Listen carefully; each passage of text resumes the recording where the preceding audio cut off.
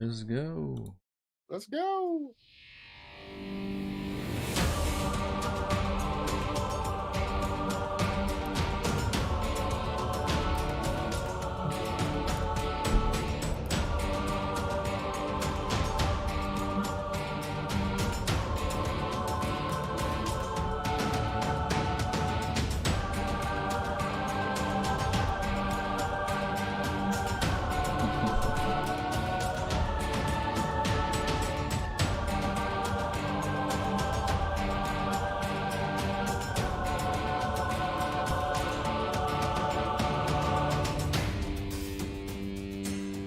Hello everyone, Eric Watson here, freelance writer, player of games, writer of words, recorder of videos, and tabletop role-playing aficionado. Welcome to our weekly live-streamed Dungeons & Dragons 5th edition online role-playing adventures. And then there were three. I'm joined as always by my wonderful friends. Chris, playing Valravn, the Legend Bard of Eloquence. Hello, sir. Raymond, playing Edmund, the Human Alchemist Artificer. Hello. And Reese and Rochelle not joining us this evening, playing Thimbleweed, the Thry, Kreen, Swarmkeeper Ranger, and Celeste, the Half-Orc Sun Soul Monk. Heather joining us soon. We'll be playing Frey, the Halfling Barbarian of the Beast. We stream our sessions live on YouTube every Friday. Watch all of our streamed sessions here on the channel and read weekly session recaps at roguewatson.com. Watch my behind-the-scenes No Players Allowed live series Crafting Icewind every Monday and Thursday. Head on over to our live post-session discussion Frostside chat after our show tonight. You can also listen to all of these live D&D shows with the Rogue Watson podcast, available wherever you get your podcasts, which I did figure out what my problem with was there if you've been wondering where the podcasts were. Anchor has been officially purchased by Spotify, so that kind of had to update my things. You can follow me on Twitter at Rogue Watson and join our official Discord server with invite link in the description below. If you would like to support the channel, please check out patreon.com/RogueWatson. Patrons get exclusive access to private videos, custom 5e content, and participate in monthly DM roundtables and private Patreon D&D games. Shout out to new patron this week, Socks. For our campaign, we use Roll20.net. For video chat, we use Discord. And for streaming, I use Open Broadcaster software with Streamlabs. Music is by Kevin MacLeod, and our amazing original character art was done by Jimmy McClure.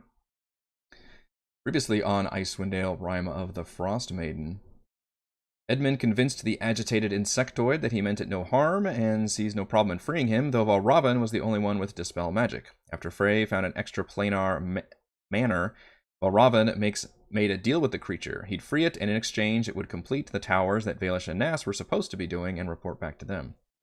Leaving the Tower of Conjuration, the party explored the nearby library of Ythryn. The library was full of living spells, including Bigby's hands, phantasmal killers, and a dimensional blade. The Marshals engaged in a lengthy, arduous battle. As new spells kept appearing, they realized they had to shut down the source, a book on a magic lectern gone awry. The most useful member of the party, Lord Marbury, heroically flew to the back room and removed the book, stopping the flood of new spells. The party had to contend with all the others, however. Thimbleweed became trapped in a demi-plane, but fought his way out. Frey engaged in a brutal one-on-one duel with the Dimensional Blade, which nearly succeeded in killing the Raging Barbarian after a brutal crit. And Edmund was grabbed, tossed, feared, and finally knocked unconscious when he became separated from the others. But our heroes prevailed. The spells were destroyed, and they helped themselves to some magical loot. I forgot I went down. Yeah! First time in a long time, by the way. Despite all the things I've thrown at all of you, has not been a player down in quite a while. Right. You were very proud of yourself, if I remember correctly. I was, yeah. It's very tricky to find that balance, too. Yeah, right. I think we hit that balance for last night's Patreon game. Shout out to you, Stan, as well. I won't spoil it for folks, because that has not gone up yet, but good times, good times. I believe, in addition to whatever loot you guys received, I don't remember if we actually examined it or not. I think we probably still need to short rest in here. Probably. I think I divvied out some loot, but I was planning on, I think, letting you guys search. I think Heather took the potion of superior healing. Okay. I feel like we need to talk about the potions, maybe. We got what else is there? 5 book. Yeah, 5. Okay, I did post on here. 5 amethyst gems worth 100 gold each. A chime of opening, which it looks like there were 7 uses left. A potion of superior healing, a potion of invulnerability, and a netheril primer, which looked like a magic book that I think you still need to examine. Yeah. What do we know what Nether Oak means? City, It's right? Or it's the- this people, this Hmm. fallen empire, were the Netherese, so Oh. it refers to this culture, I guess. So if I flip through it, is it what language? It would be written in. I think I mentioned they write in Draconic. They write in the Draconic script, even though their spoken language is Laros, which is supposed to be similar to Elvish.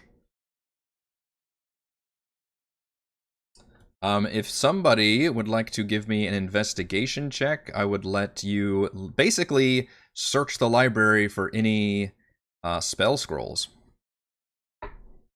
since it's a magic library. Edmund's almost dead, so he can't do that. Well, yeah, I can do it. Investigation. That's no good. That's not a great roll. Pretty bad. Edmund, even though you got 1 hit point, you want to try it? Or who else has high intelligence? I assume Frey doesn't, but Yeah. Thimble Queen has a -1. Too. This was meant to be like, I'll let one person do the help action to give you advantage if you have a helper going around. But Okay. that will do include it that basically way. the thorough search of the library, because I'm not going to have Okay. everybody roll their own checks. Okay. Well, let me give it one more shot then. Yep. That's better. Wow. Night and day on that one. And they're Okay. like, no, you're looking in the wrong section. It just stumbles over like a box full of like all the useful scrolls. Like, here they are. I was going to give you a little door prize if you did roll really bad, but since you rolled really well, I will do better than that. What you find is basically going to have to roll on the thing a bunch of times. 2 level 1 spell scrolls, 2 level 2 spell scrolls, and 1 level 3 spell scroll. If you recall, we have tables for all of these because of the MVPC bowl. Okay. Let's see. 2 1, 2 2s, and 1 3. Is that what you said? Yeah. Do I have to add these to my bar? I do. Okay. All right. Level 1. Charm Person. Okay. And Thunder Wave. Level 2. Hold Person. That's useful. Mm-hmm. And Scorching Ray. I think that's just, yeah, it's a good attack one. And 3rd level, Wall of Water. All right. Okay. That's a unique one. I don't know. That one, it's in the paragraph spell. I don't know how it works. Oh, no. I remember last campaign, who was using it? Reese's character was using or it was, I forget if that was Wall of Water or something else. Yeah. Actually. Wall of Water, I think, mainly helps you like cut down arrows or something. Okay. I don't remember. I'll have to look it up. But yeah, you guys can divvy these out as whatever you want. As you recall, our spell scroll rules allow anybody to use to an extent. I don't remember the rules.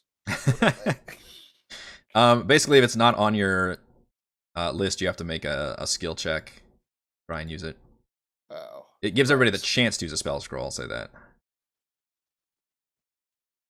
I don't know it. Okay. I'll have to look these up because I'm not sure which Alright, ones I will fall copy and under. paste what I've got on here. I think we revised them at some point to make them a little more clearer. Yeah. Spell scroll is not on your class spell list. You can attempt to use the scroll. You must succeed on a skill check depending on which classes can normally cast the spell. Either Arcana, Nature, or Religion with a DC plus the 10 spell level. The spell appears multiple classes. You may choose which to roll. If you fail, the scroll is consumed, and you must then roll in the Wild Magic Search table. Fun times. Yeah. So something's happening either way. That's right. You make something happen. I don't mind taking scrolls. I don't know if Robin would take them as his person, but Not necessarily. I mean, a lot of these aren't terribly going to be my bag in a fight anyway. I'm definitely not going to use Thunder Wave, for example. That's like a melee. Edmund will find a way to use them. Yeah. And it's only you and myself, right? We're only spell. I think Casters. Thimbleweed is also a spellcaster. Oh yeah, he is. Technically, as long as you have the spell casting feature is what I wrote down, but he also doesn't hardly use. I believe we determined last time that Celeste doesn't actually, Right. because her things are like abilities. Yeah, but I agree. It's mainly you two that are obviously casting Yeah. spells. Yeah. Well, if you don't want any, I'll just take them all. I'll take the hold person spell. Okay. Because that I feel like that one that kind of support type spell is Valravn's bag. You know, You can take the damaging ones. I do have a spell scroll holding person, and I haven't had a chance to use it. Okay, well, Really? we'll both spell one. Well, it has to be a humanoid, but Yeah. It we does. haven't Yeah. fought many humanoids where it's useful. We deserve to true. be held. Yeah, that's Take right. it. All right, I'll write down the other ones, and then I was Like, thinking of taking that Chimo opening if you didn't want it.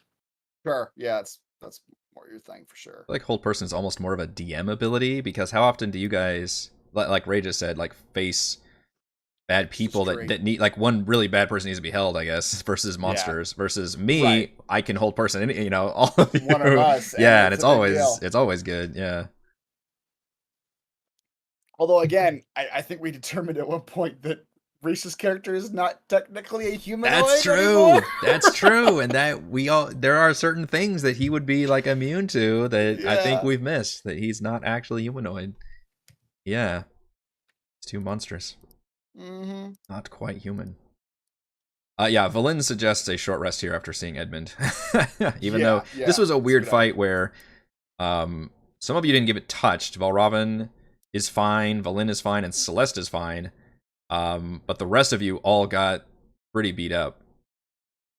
Yeah. And even though there are no living spells here, you know, these it's not a secure location necessarily. Right. But you all are free to get your short rest on, and in doing so, consider using a hit dice. You are down 99 hit points. That's a lot of hit dice. You can identify the book. Just curious what this does. Probably nothing. Yeah. Yeah, the book. The book, the Netheril Primer, requires attunement by a spellcaster. It is a magic textbook created by Netherese scholars. The primer has 4 charges and regains 1d4 charges after a long rest. If you make an Arcana or Nature check while holding the primer, you can expend 1 charge to give yourself a d6 bonus to the check immediately after you roll the d20. In addition, if you study the primer at the end of a long rest, you can choose 1 first level or second level spell from the wizard spell list. Before you finish your next long rest, you can cast the chosen spell once without a spell slot if you are holding the primer. Spellcasting for this spell is your choice of intelligence, wisdom, or charisma. Wow. Just to choose a first or second level wizard spell to get one use of, huh? Yep. Okay. And then it gives you 1d6 on intelligence or Arcana and nature. Interesting. But do we have anything we want to actually? I know it's so stressful for giving out loot at this level, because I'm constantly having to feature creep with the attunement slots you guys have. Yep. You know, shoot, I haven't. It sucks because I haven't had a chance to use my last 2 magic items actually. As I look at them. What? Let me look. What? Have the Wand of Binding, Cloak, the Staff of Charming, and the Wand of Binding. Yeah. Yeah, and I don't know that I've used the Staff of Charming ever. Yet. Charm Person, Command, or Comprehend Languages. Yeah. Yeah, I haven't used X. We haven't done. Once again, I don't think it's like we haven't done any people since I got it. I don't think. Although I should use Comprehend Languages at some point. That's handy. I did not know you had access to that. Yeah. And then Previously, I stored up 10 healing words in a weapon, and so I'm gonna consume those first before my hit dice. Really? You stored What? 10 healing words? I mean, it says up to 2 times my intelligence modifier. Wow. I need all the health. That's right.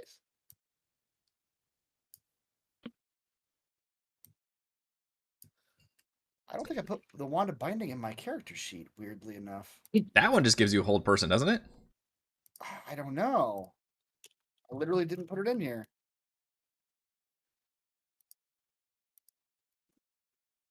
Look it up. Wait. Healing word is a lot of value when you have a +5 modifier. Jeez. Oh, and do realize that's like expending your slots whenever you're doing that too in the character sheet. Well, Well, yeah, and so I had to retype it in. All right, I was making sure you know to give those back to you. I just typed it back in. So what is that? 7, 7, 14, 20 plus 16, so 36 from this. And then are we getting 10 hit points from Yep. Robin? You are indeed. You're getting the inspiring leader. Mm-hmm.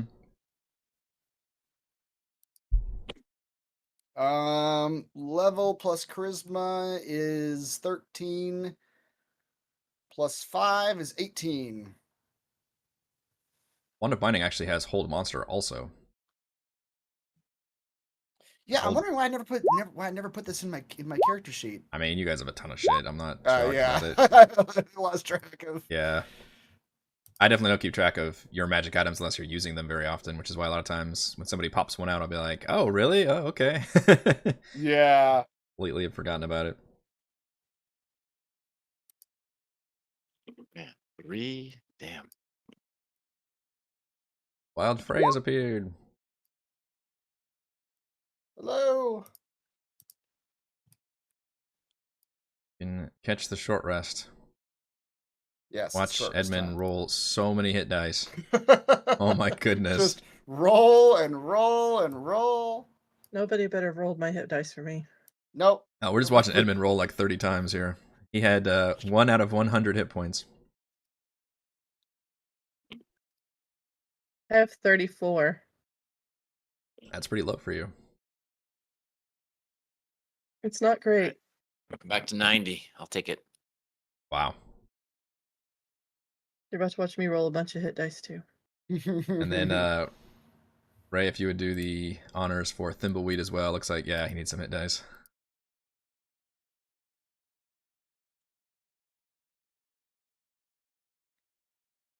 Better?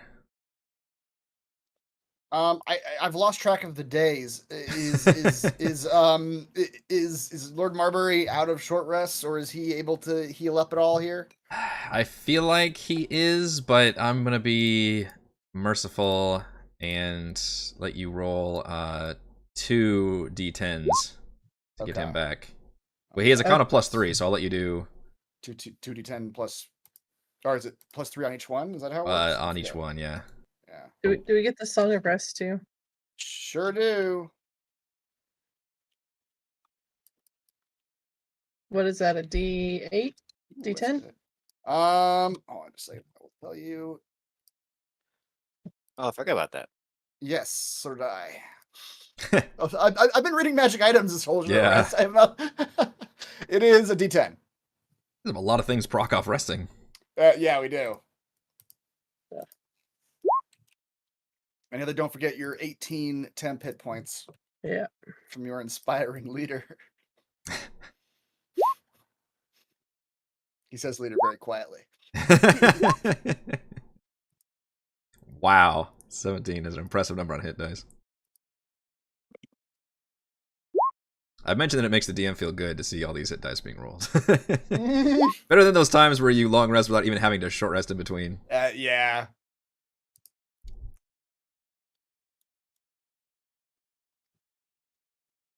I think I will deattune the Staff of Charming. Comprehend languages is probably going to be useful at some point, but I'd never use anything else on that thing. Yeah. I've already got to the. I'm not sure why I even took it in the first place as I look at it. Probably for the Comprehend languages. But I've already got Command. I don't have Charm Person, but I think it had, if you read that middle paragraph. Let's see, where was it? But it's also pretty niche. It's basically if a enchantment spell targets only you, you can like fling it back at the caster. Oh right, yes. But it is a very niche That's very niche. Yeah. Yeah, it's a good problem to have, I guess. Just too many magic items. Yeah.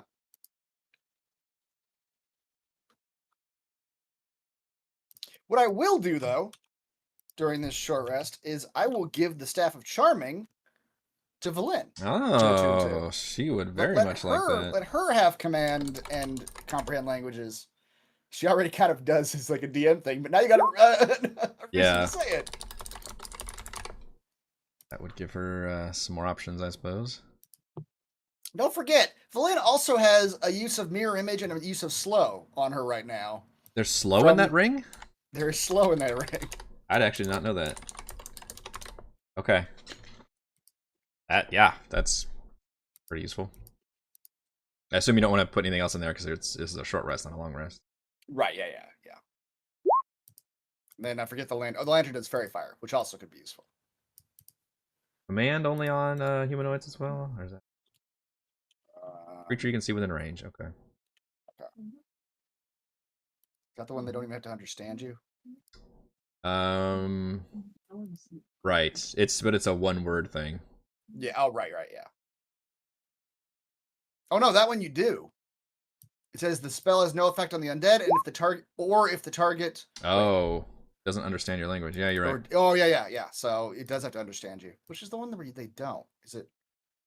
Probably like dissonant whispers or something. Oh yeah. I think that is it. Yeah.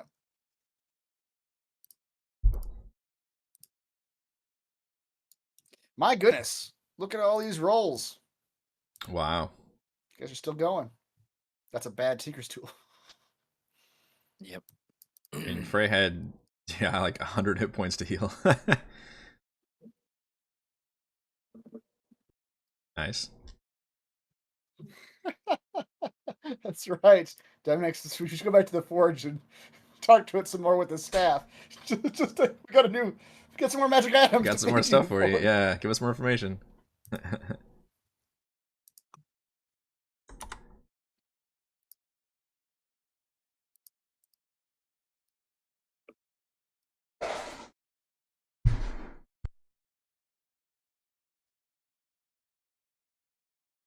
I don't know if you heard that ice machine or not. Nope. All right. If you all are done with the library, I'll put you back on the city map.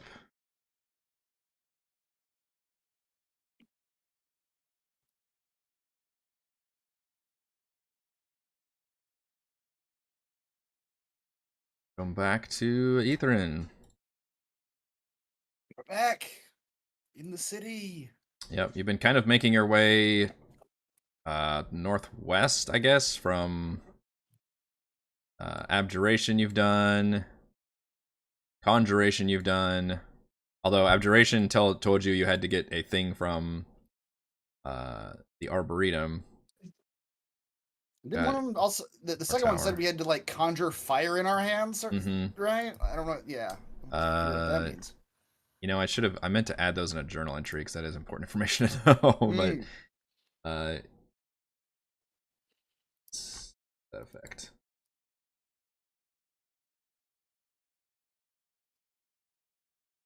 Yes, summon a flame in your palm was the exact phrase. Okay. Did it say where? Oh wait. I guess that was the second line of the Rite of the Arcane Octad, yeah. And this is a city full of spellcasters. It was assumed that if you were anybody who was anybody, you could cast spells. Yeah. What did the first one say regarding the arbor? Something about the first one said, hold a wand crafted from the Nether Oak over your heart. Something to that effect. Well, let's go check out the arbor. That's the next step. It is closest. Yep. When you guys leave, you see that giant hulking construct kind of making its way toward this destroyed city district area. Okay. Seems to be doing a wide berth, and it's pretty obvious for you to kind of get a bead on where it's heading. Yeah. All right. You enter Arboretum. Is clearly an arboretum. Canopy of golden leaves crowns the trees inside a sunken basin. The trees grow in stark contrast to their bleak surroundings, their branches swaying even though the air is deathly still. Above the lush canopy are flickering images of starry night skies and wild rainstorms. Nice. Yeah. Sounds like a cool place. At the center is a tree nearly twice the size of the others, its trunk and branches clearly taking on a humanoid appearance, and its hollowed eyes glow as you approach. And it speaks in that the same language that you've heard everything speak in here, which you've now realized is Laros, but if you understand Sylvan or Elvish, you can make it out. It says, "Visitors to Ythryn. It's been a long time, hasn't it, everyone?" Kind of, this tree creature just gestures like back and forth, but there's no response anywhere here. Great, we got the senile tree. Yep. "Surely you are here to plunder riches, wrangle ancient power, and etch your names in the history books. Surely you're not here to steal from my own body to craft your pithy trinkets." And he does a spitting motion, and all these like acorns and nuts like fall over into the ground. Ooh, nuts. Brought to you by Big Nut. There's our nut reference for the evening. Who doesn't like nuts? Have some nuts, children. Taste of my nuts. They're salty. So who can communicate with this tree? Yeah, what is he speaking? Speaking that Laros, which if you know Elvish or Sylvan, you can translate it, but Valen can cast Comprehend Languages, especially thanks to the staff you just gave her. So she will. We already established this. I understand it too. I Though, think right? you can understand it, yeah. Yeah. But she, if anybody looks like they want to speak to her or speak to the tree or anything, then she can cast that spell to allow that to happen. I nominate Valravn. I will do my best. Ask if it's the Nether tree. Hello, great Oak of the Arboretum. I am Valravn Gwenetane Lanria at your service. I never heard of you. Well, I though I'm quite old, I do believe you've been down here long before my time. Doesn't surprise me. What is your name? Flowers. Names are for fleshy things. But they call me Nether Oak. Yoink. Yeah. to break the fingers? Well, Nether Oak, we are neither plunderers nor explorers. We are, in fact, righters of wrongs. And we are here to set right a very terrible wrong that is happening within your city right at this moment. I trust you've noticed or detected the fluctuations in energy and tone about this place as of late. Always knew those wizards would destroy themselves at some point. It's their nature. Get it? Nature! I'm a tree! Very good, very good. I'll write that down. That's a wonderful pun. I'm writing a pun book on the side.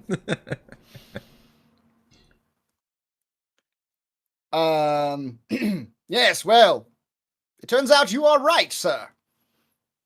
And not only are they going to destroy themselves, what's left of them, and the rest of us humanoids in this general area, they're going to destroy you as well in short order. This whole place is collapsing within a vortex of unstable energies. That sounds exciting. Clearly the most excitement we've had around here, eh, lads? Once again, there's no response. Okay. So you would be amenable to being destroyed within an influx of unstable energies? Does this energy destroy more of you fleshlings? It's hard to say, to be honest. How many fleshlings have you seen in the last 500 years? This place seems relatively empty. Gloriously few. Yes. So it seems like, of those in line to be hurt, you are the most prominent, being one of the few left alive here. Is the curse to be left alive. Yet never quite left alone, apparently. What is it that you want, fleshling? Well, what we want is inconsequential to your own needs, but from what I am understanding that you want, either way should work for us. Should you wish to end your worldly existence and fade into the dusk to be greeted by the Great Void, we can aid you there, should it come to that. Is that a threat, then, little manling? You hear that, lads? Threatening the Nether Oak? There's talks of void dusts. No Well, response. it was an offer to save you from the painful destruction of the energies. Oh, they wish to save me from pain. You have no idea what pain is. Can I pretend to use my axe like I'm gonna chop down a tree? Looking at Varvin. Ah? Or, should you wish to stay alive, we can achieve that goal as well. However, that path of action would indeed require, how did you put it, one of your trinkets? Yeah, so I'll just rip off another arm for you, is that it? Now we only need a finger. Yes. Oh, all right. Tell you what, I'll give you one of my fingers for one of yours. It Okay. is a fair trade. I've got a bag full of fingers. At You didn't say whose he finger. pauses for a second. Brave literally digs out a finger. It's one of like the clawed fingers that she collected from one of the Now wait, skeleton. where did you get that? I mean, I've got all kinds of fingers. Do you have one that you have like a preference for? Do you want a small finger, a big finger? Like one that looks like a dragon The toenail? whole Like, what are you tree looking kind of for? leans forward in an eager manner, like a child looking at something they're eager on, and says, "You rip the fingers off others Yes. You don't? all the time." Find somebody who understands. Yes. All these other things, like you are a tall thing I can like. So many fingers have come grasping at my roots, and they tasted so exquisite. Tell me, She'll proudly show her necklace. That's all. how do your fingers taste? I mean, there's different options. There's barbecued. There's the sashimi. There's bone in. There's boneless. Boneless, you say? We have a real problem with bones. It's hard to digest. So, I mean, she'll just like dump out some of her bag and be like, 1 for 1. It leans back. You surprise me. Your compatriot sounded as if you were righteous heroes off to shed your light into dark corners. But perhaps I was wrong. Or perhaps he is a puppet, thinking to get on my better side. That sounds a lot more like what Valravin would do, actually. He likes to talk. A lot of times we can't get him to shut up. Well, I am simply I'm sorry, I forgot you were still here. You may go now. Rowan will be like, yeah, he'll be like, I am simply, courtier and ambassador for my mistress here, who truly leads us and makes all moral decisions for our party. My words are mere. I'm sure Frey and the tree are looking at you at the same, like, what in the F is he talking about? Robin is recognizing that Frey's getting farther than he was getting, so he's like, okay, yeah, Frey's us. She represents us. Meanwhile, Robin's having to translate for Frey. Mhm. So somehow it's like this two-sided conversation. Well, hopefully at some point Valen casts comprehend languages on Frey, so he can jump in. Okay. Yeah. So yeah, he'll say that, and then Okay. he'll back off a little. Yeah. If Frey, if you offer him some fingers, then he will delicately and with a little overdramatic wince, even though he's clearly just ripping a little stick off his body, lower it to the ground with all drama and gravitas. However, as he comes, and I assume you put the fingers down for him, he scoops them up gingerly and kind of looks at them and... You want me to make you a necklace? And you hear the sound of bone grinding.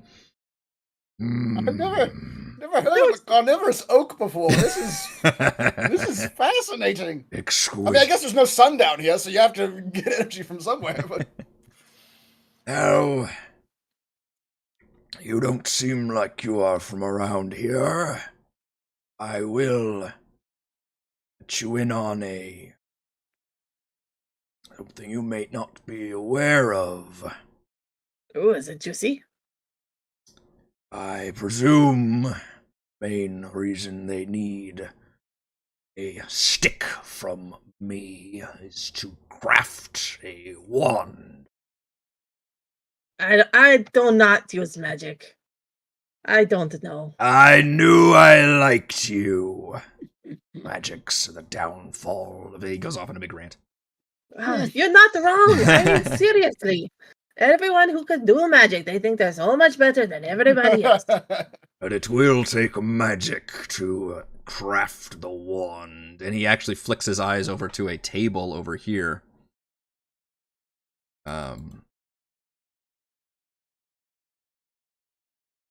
However, be warned, the magic tends to agitate things around here. Ooh, really? Indeed. we've seen that. Like, agitate like I can fight something?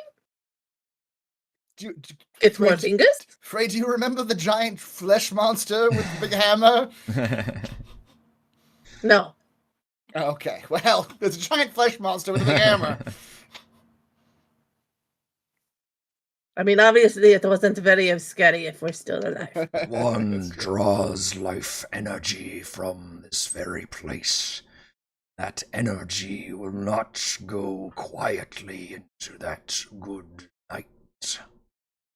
Excellent. I will enjoy watching you suffer, of course.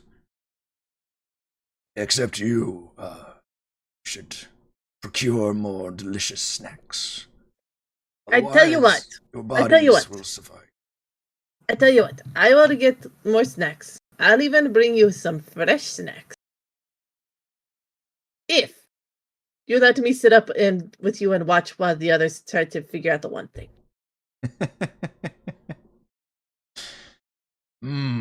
I was going to observe these events regardless. I'd thought perhaps you'd want to aid your patriots or submissives, as it were. But Saying if that I you wish won't to help watch them die with me, then you may join me indeed. I'm not saying that I won't help them, but it will be very entertaining for me to watch them squirm a little bit. Me as well. I like you. I feel like this is a very unhealthy relationship she's developing here. She's been an enabler. And I feel like most of the scenes where it's big nasty monsters phrase like, now it's my time to shine. Yeah. I know how to interact with you. Yeah. You find a kinship with Okay. all of my evil monster creatures. I mean, let's be honest. It has saved Valravn probably 3 or 4 times. Yep. You probably saved me a finger just now, so Yeah. sure. Yeah. Yeah. So So I tell you, I will bring you 2 fresh snacks. Their names are Ness and Lantamir. You can have your heart's content with them. One of them thinks that they can do magic.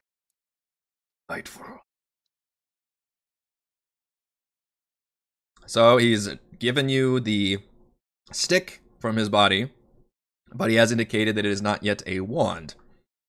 Mm-hmm. Edmund's gonna go over to the table and take a look. Yeah. Edmund, I assume you grab the stick in hand. When you walk over there, you see, surprisingly, still some supplies. Although obviously the area is kind of, been knocked around a bit, but this whole zone has surprisingly stayed relatively preserved. You think that might be part of the magic in here? And this table has some kind of crude, what would be the equivalent of probably like tinker's tools, alchemist supplies, just general like arcane crafting implements.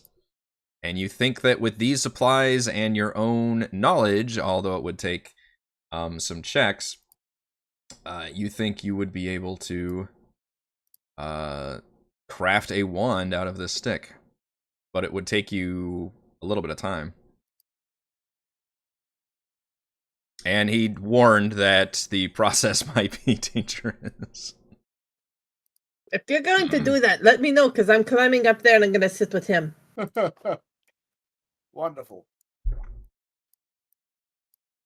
And don't forget, he said that bad things are going to come out. How tall is this arboretum? I mean, it's open air. Oh, it's open air. Oh, okay. Yeah, it has this kind of illusory sky.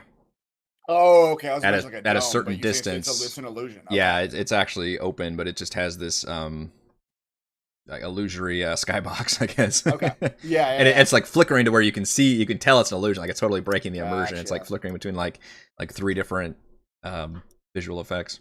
Okay. Edmund, that's not a good way to start rolling Tinker's tools here. No, it's not. What? I didn't do anything yet. That was for Okay. crafting shardland. Oh, that was Ah. right. I haven't started anything. I'm still looking. Yeah. I was debating if I want to try to break our DM here or not. Oh no. Break the I DM. will Break the break you. DM. So it's gonna be dangerous here, huh? I might need time to craft this wand. Everyone, come over here. All right. What do you need from us? I don't need anything. I just need you to come over here. Oh, okay. What a dead answer. I don't need anything from. I just need you to come here. Edmund, cast Leomund's tiny hut.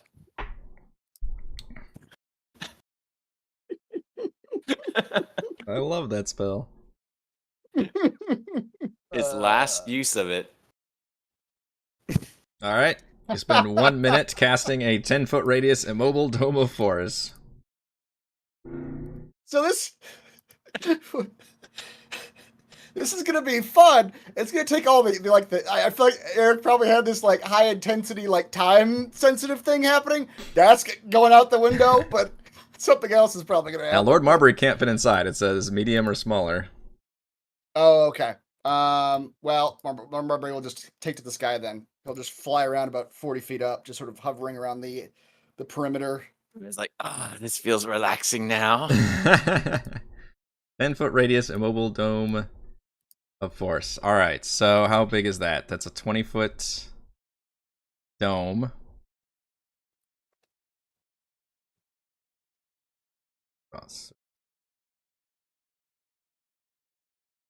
I can now delete this from my list. What was that? What item was that? I don't remember. You get The charm, I think. Oh, Yeah, I got wow. three It was charms. the charm from way back when. Yeah. That was my last use. Nice. Hopefully a good one.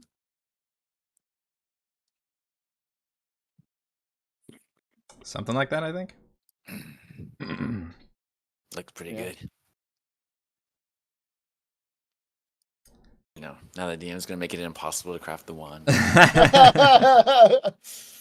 I mean, here's what I'm imagining. I don't know if this is what's about to happen, but just whatever creatures are coming in here are just going to be standing outside pounding on the edges of this thing for the entire time, and at some point we have to leave.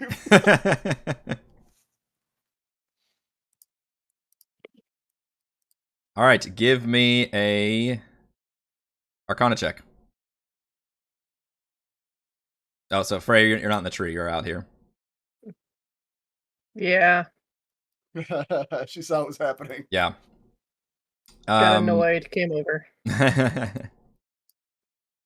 When you make that check, you begin crafting the energies needed for this wand, and the rest of you, and you kind of feel like energy pulling in from the surrounding area into this table and into the wand that you're working on.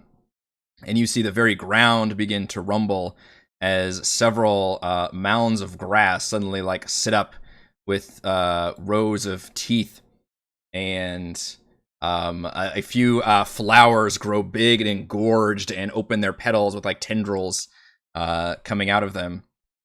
And you all see the Nether Oak behind you kind of cross its arms and says, "That's no fun, is it? Now I might get a bigger feast if this were not in the way." And he will cast Dispel Magic. Of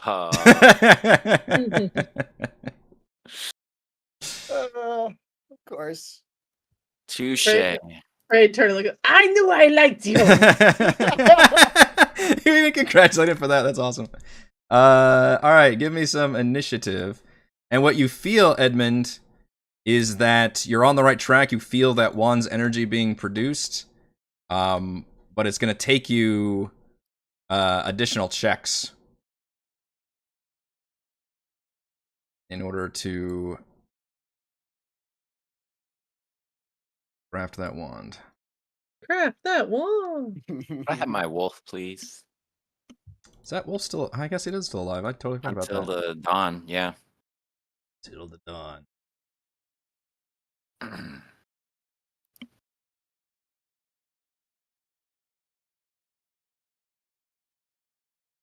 Please.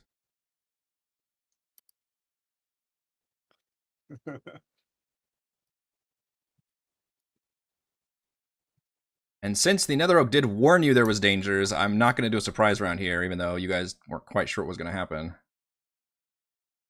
We knew something was going to You happen. knew something was going to happen. I don't know if that wolf was damaged. I'm just going to give you a fresh wolf here. No, I don't think he was. I mean, he'd be dead. He only has like 13 hit points. That's a good point.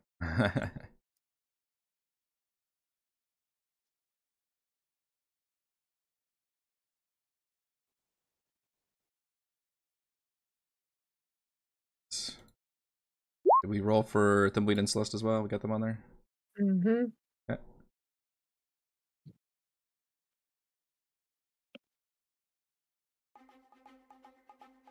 All right, Frey, you react first. You've got what looks like mounds of just ground grass has risen up like almost like a lizard with clawed feet and just gaping mouths and kind of grassy tendrils flicking around their bodies. And you see in the distance some large angry flowers.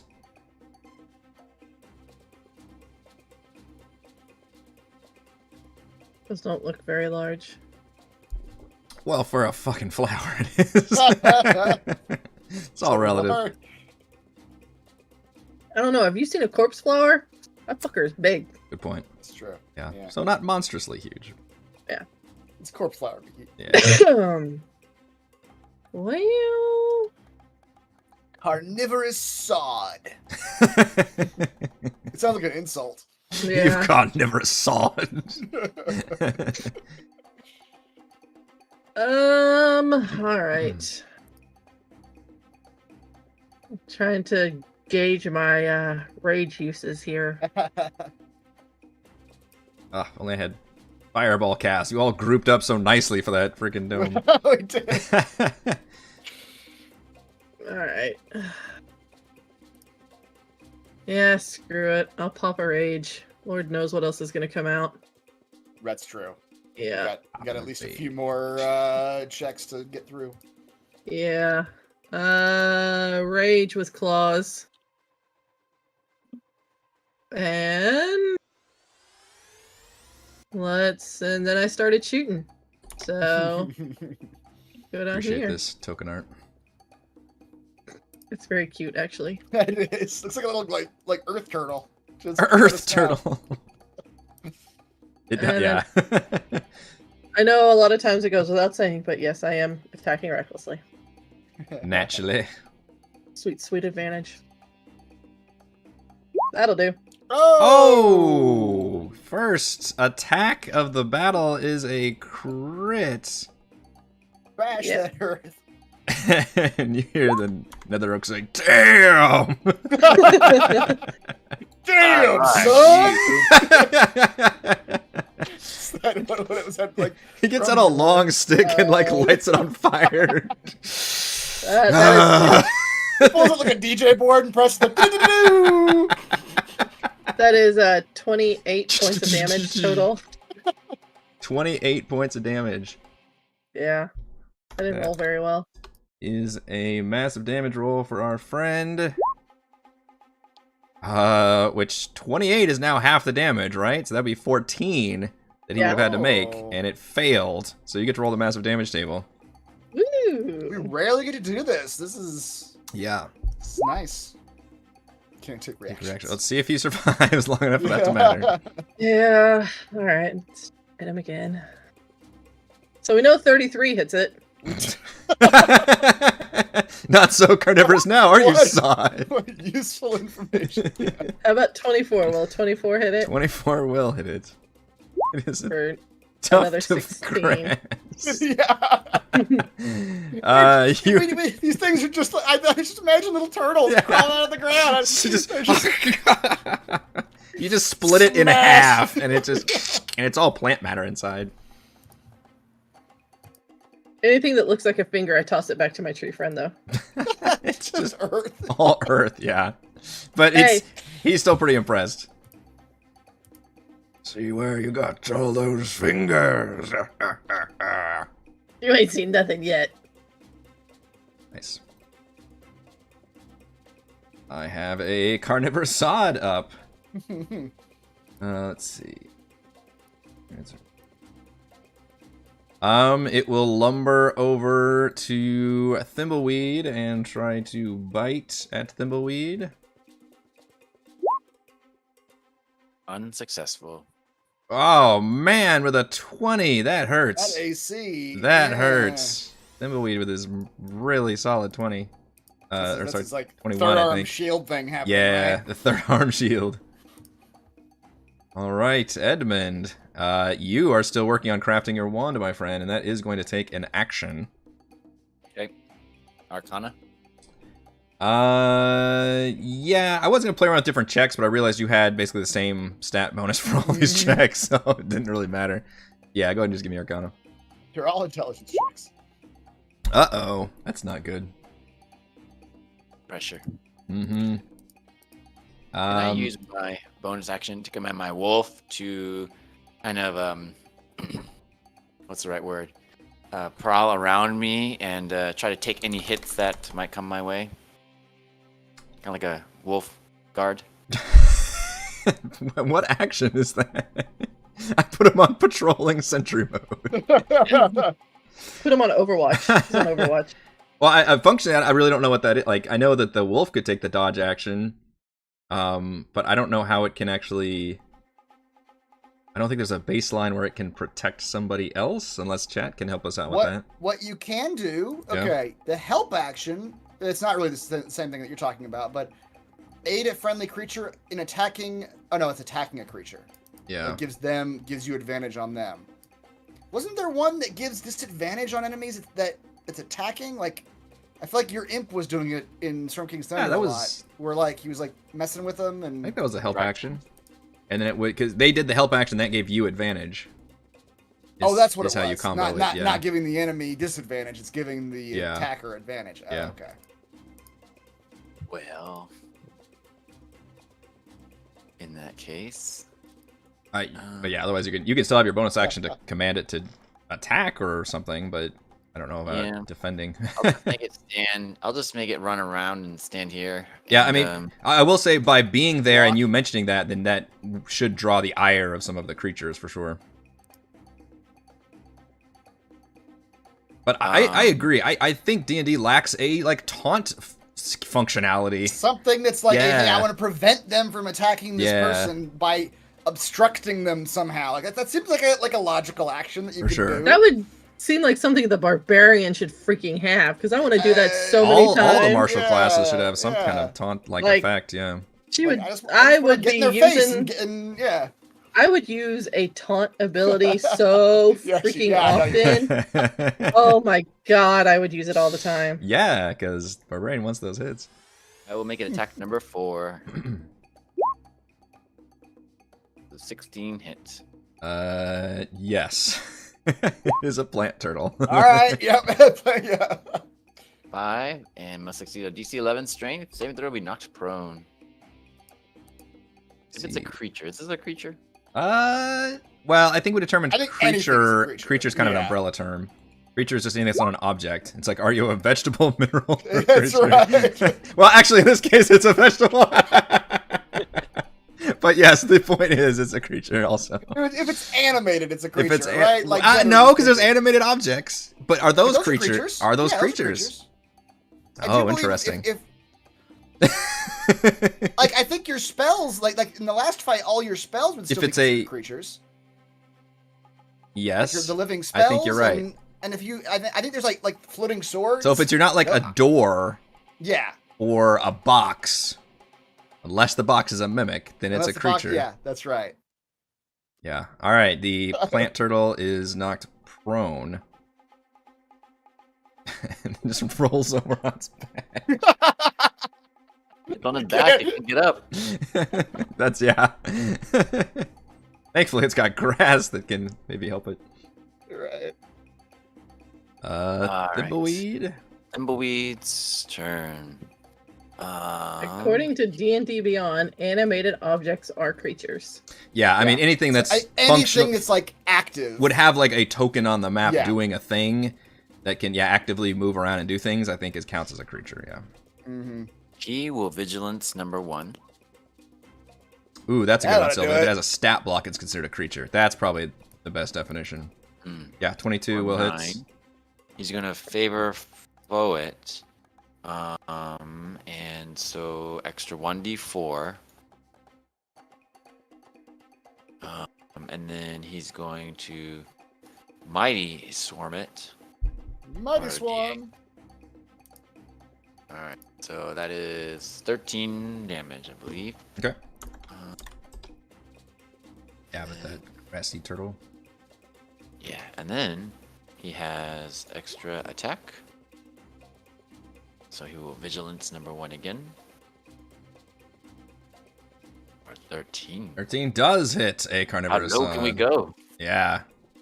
Not much lower, but 13 will hit. Or 7.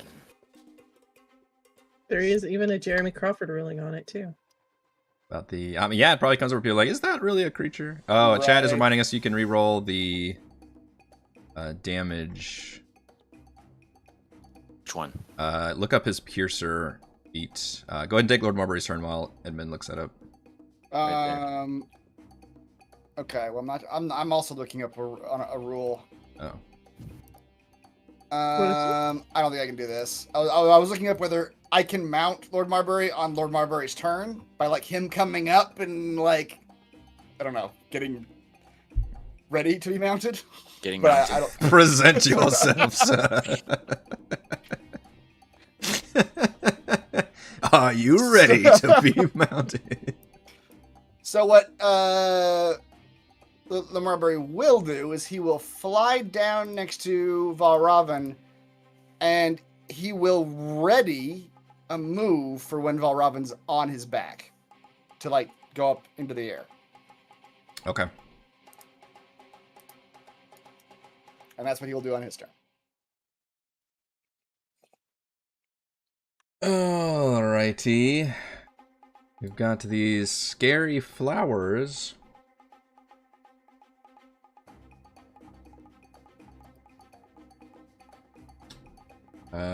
Within 60 feet. I think that covers everybody.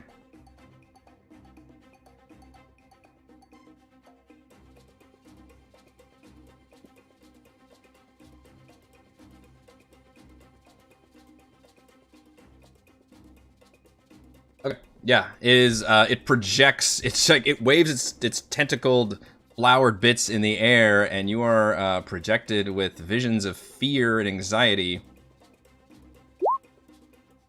I need everyone to give me a wisdom saving throw. Oh boy. Visions of fear. Well, Robin and I should still be immune to the fear.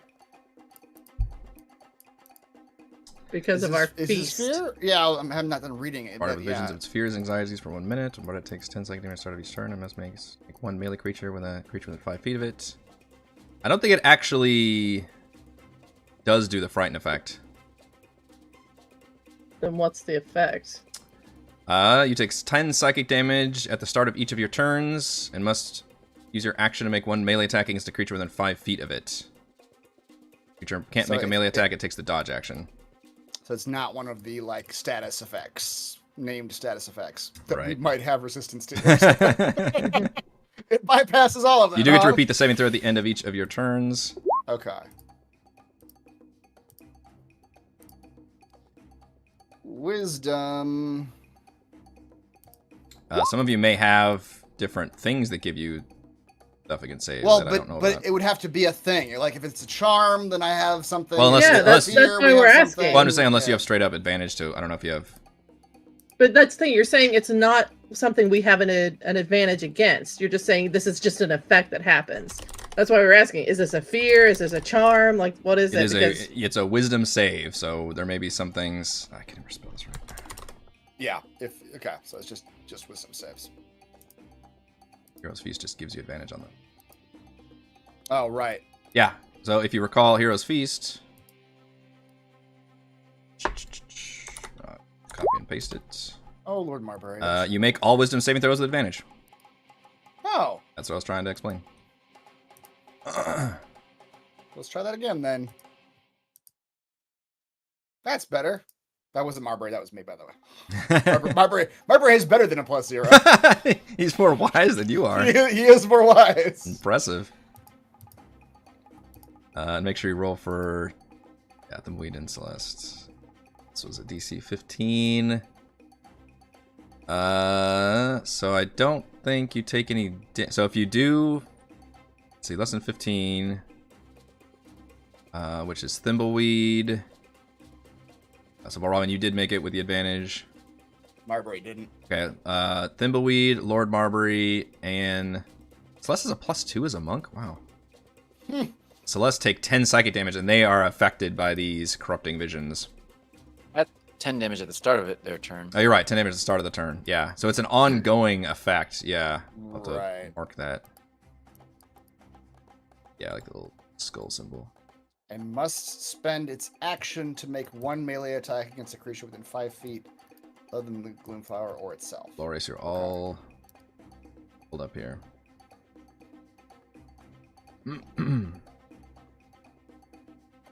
Oh, Valen didn't roll. Oh, you're right. Shoot, I didn't even have her sheet My open. wolf didn't roll. The wolf didn't roll either. Did I roll initiative for her? I actually don't remember. The wolf could be a real problem. I don't think you did, actually. Oh my goodness. Sorry, Belen.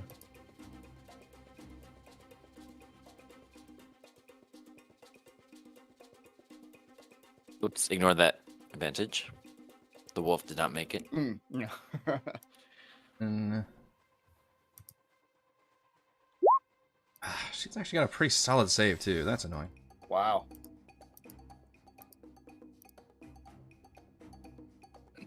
Well, Edmund is surrounded by. Oh shit! That's funny. Now, here's what I will say though: the ability doesn't say that you don't get to choose. That's true. Right. It also doesn't say that you can't move beforehand. So you can just move to an enemy and attack. You just have to attack something. with a melee attack. That I might rule, because it says at the start of your turn, it must spend its action to make one melee attack against a creature within 5 feet of it. So that was an edge case that At the start? Yeah, you may have to do you may take the damage and do the attack at the start of your turn, and then you get to. Okay. And then you can do whatever. could okay. Yeah, you could move and make the save afterwards and stuff. Okay. But yeah, so if anybody's within 5 feet of you, you could choose to do. Yeah. Okay. I see. True. Well, now I don't really want to fly away because then my horse is gonna try to bite me while I'm on his back. And then the other flower, we've got multiple targets. Actually, Frey's the closest. We will try to hit her with a psychic strike. Oh, there's another flower. Ooh, this flower's got your number. What is the range in that psychic strike? That flower is far away. 120 feet, in fact. Oh, lordy. These things are like... Yeah. I mean, it's... I don't know what psychic looks like. It's just waving its tentacles. You're feeling it in your mind. You just see a flower over there like, oh, shit, that flower's scary. Flower's scary. Is this the happening? Is the happening right now? Exactly. The way that flower's waving in the wind. 12 psychic damage. I need a con save for massive damage. That was a crit. Not massive damage, though. It'll only be a DC 10.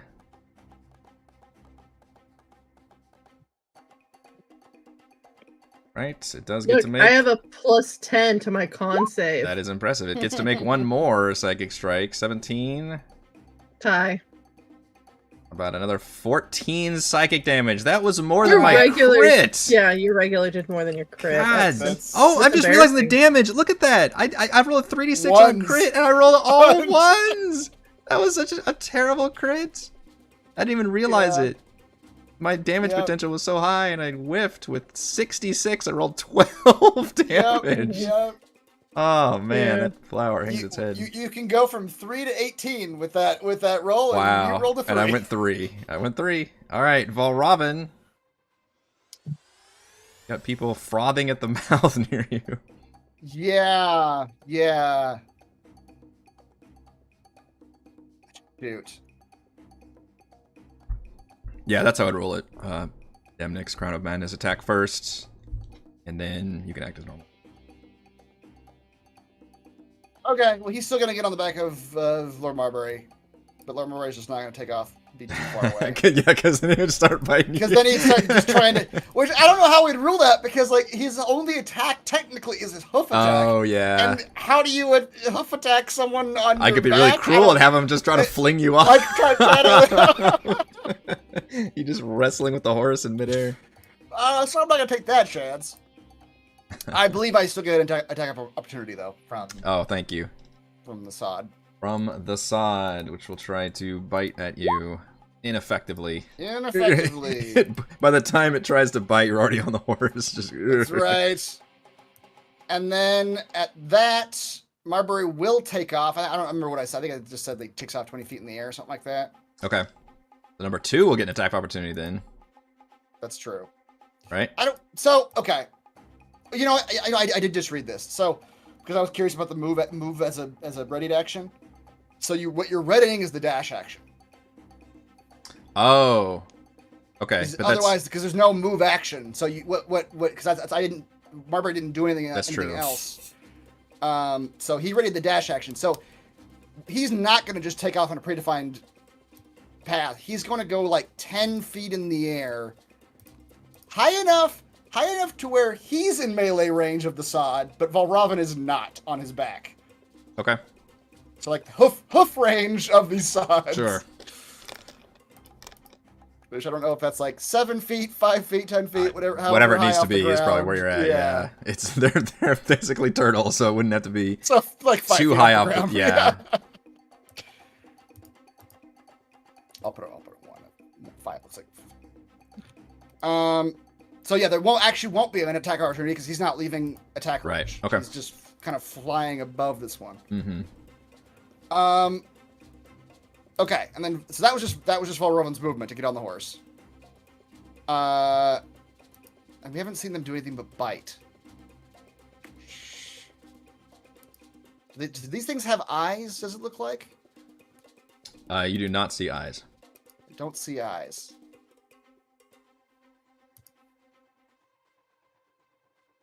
Okay. I wonder if these things have brains to be psychic or not. Do not see brains. But to be fair, I usually don't see brains. Yeah, that's right.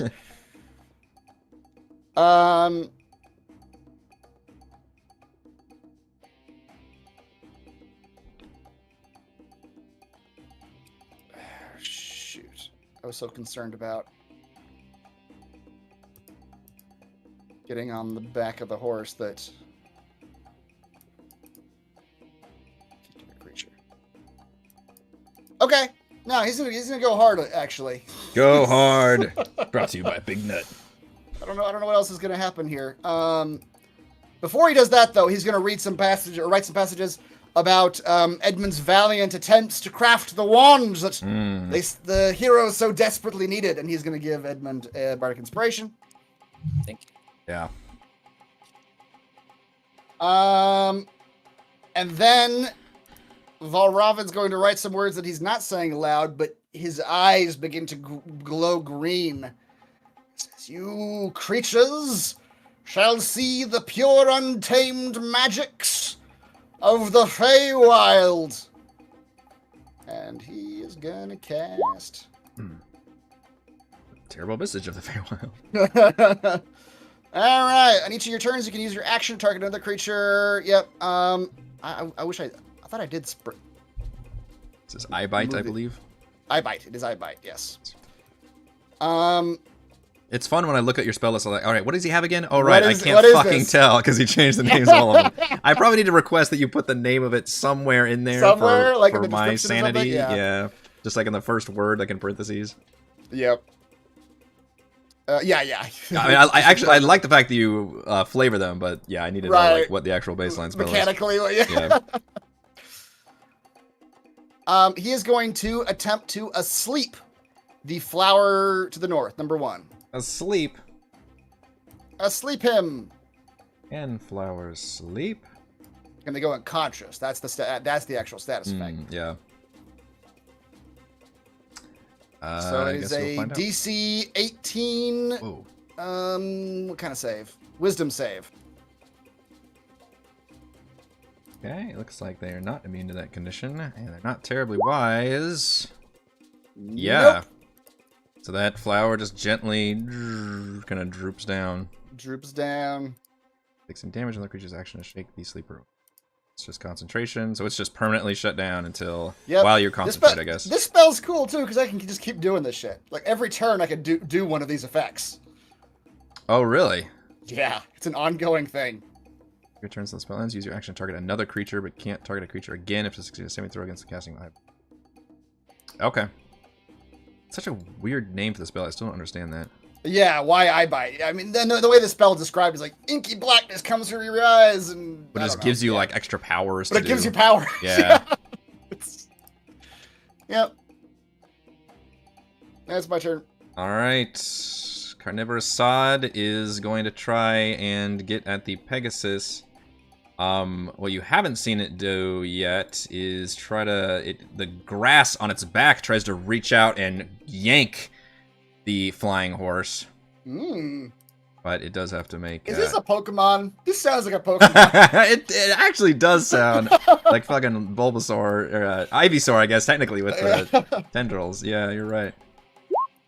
Fortunately, it has to make an attack roll, although, what's the Pegasus AC? Pegasus AC is a 12. Oh, man. Pegasus does not so what this functionally does is it knocks the target prone. Oh, no. Yeah. Okay, we gotta look up that rule now. What happens to someone prone while flying? Prone while flying. I mean, we kind of did have that happen in one of our things where we were atop hippogriffs. That's true. And we knocked one prone while it was flying in the air, and it just fell. Yeah, straight down. Yeah. Because your movement comes 0, so it would just be like you just kind of drop out of the sky. Yeah. Well, thankfully he's only 5 feet in the air, so right. It's not gonna hurt. Yeah, he's pretty low down. It's gonna suck from Valravan because I don't know. I'm gonna have you roll a dex save, but it's only gonna be a DC 10 because you're not that high off the ground. But this will just prevent that 1d6 falling damage. for me falling off the horse, right? For you falling off the horse, yeah. Okay. The horse isn't gonna take any damage because he's barely on there. But okay, good. But a horse really is tall enough where you're pretty high up. That's yeah. Well, how many hands tall is how Lord many hands Marbury? tall? Yeah, I imagine he's probably pretty stately. Yeah. All right, so Lord Marbury gets knocked prone. It's tripping grass. It's tripping grass. And then you are basically fall off of Lord Marbury, yeah. Rolled off of him somewhere. And then, because it did that successfully, it can actually do its bite attack as a bonus action on Lord Marbury. Oh, lovely. With advantage, because you're prone, I believe. Yeah, he's just laying on the ground.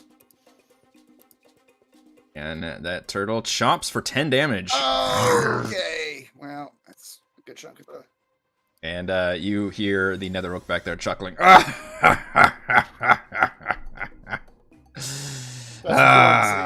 You also hear Frey laughing.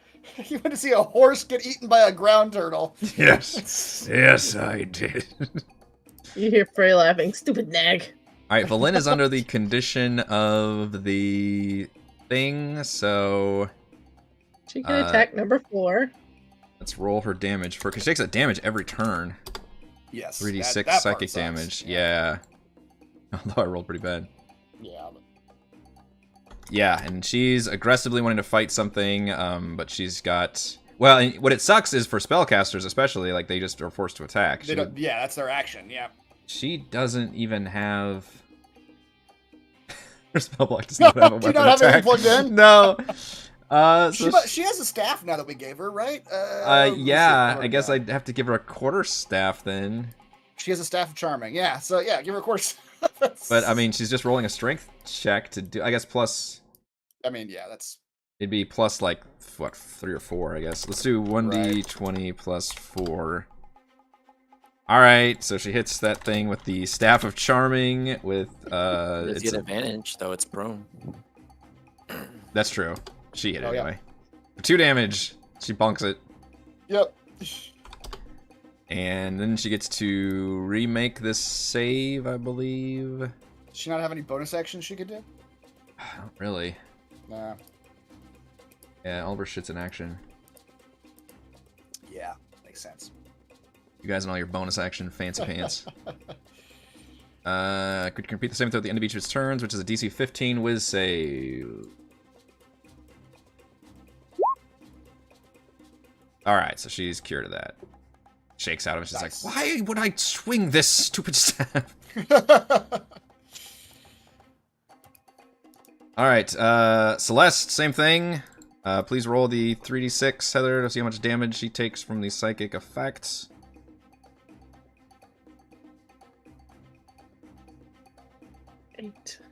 8 damage, and then she must use, she must attack, which is fine for her, honestly. Mm-hmm. Actually, it lucked out. You guys at the enemy is pretty close by, so. Yeah. She gets 2 attacks, so. Yeah. With number 1. Oof. 28 will hit for sure. 9. Alright. 26. For 6. Okay. Is still up, but that thing is looking real bad. She does have a bonus action unarmed strike I know she can do. That's right.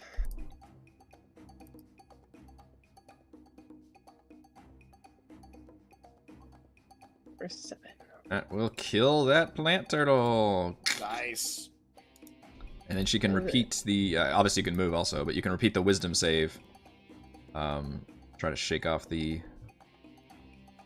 psychic stress. She would want to run away from everybody, so she'll run at the flower. Ah! She does. That flower, by the way, is unconscious. That's true. As long as no one touches it. Well, that's about to be a problem.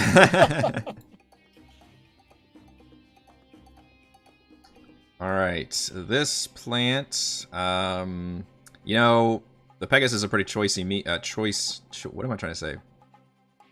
Choice cuts. Yeah, something like that. It's a tasty, tantalizing treat being on the ground, so tasty treat. It will lumber over there and attempt to take a bite with advantage because he's still prone. Out of Lord Marbury. Show is 9 piercing damage. Alright, he's burned through his temp hit points. Yep. That one is dead. This one was prone, so it has to stand up from prone. And it will attempt to fight at Valen. Which it does. It says, damn it! Edmund, could you get this wand crafted, please? Could, but it still doesn't help us solve the problem of the carnivorous plants around us. Yeah, as the energies continue to be drawing in, you see more plant life start to awaken around, including a nasty vine begins to animate towards you. And from across, kind of where near Lord Marbury is, an entire like vegetative pile of plant life just springs to life. Oh boy! And you hear the Nether Oak continue to cackle.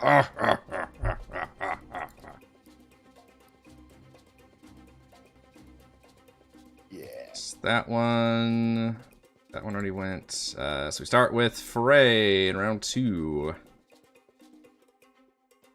Is that like a person inside it? Yeah, that's the art they did for this thing.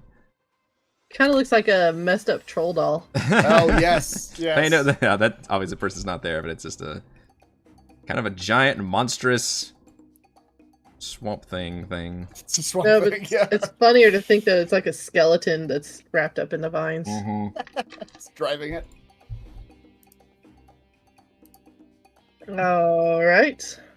Well, you wanted a fight, and you've got it.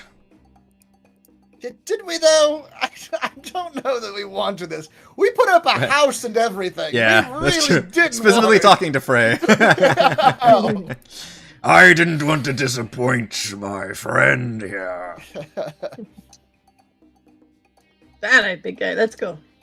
How will I get your bones if you hide in a house of magic? 24 hit my little vine friend. Yes, I would think so. Character sheets. Bundle of plant life you're going after. Mm-hmm. 18. How about a 21?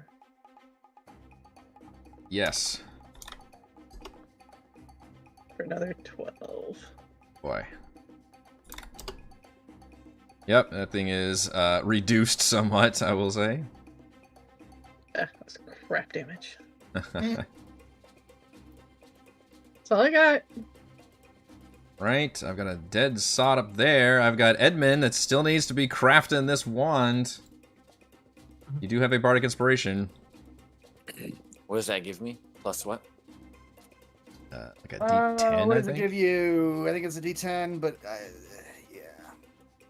What are my other options besides Arcana? Maybe I'll have better luck. It's a D10. I would say you could choose between Arcana or Nature due to the very literal fact of you're drawing in like primal energy into the wand.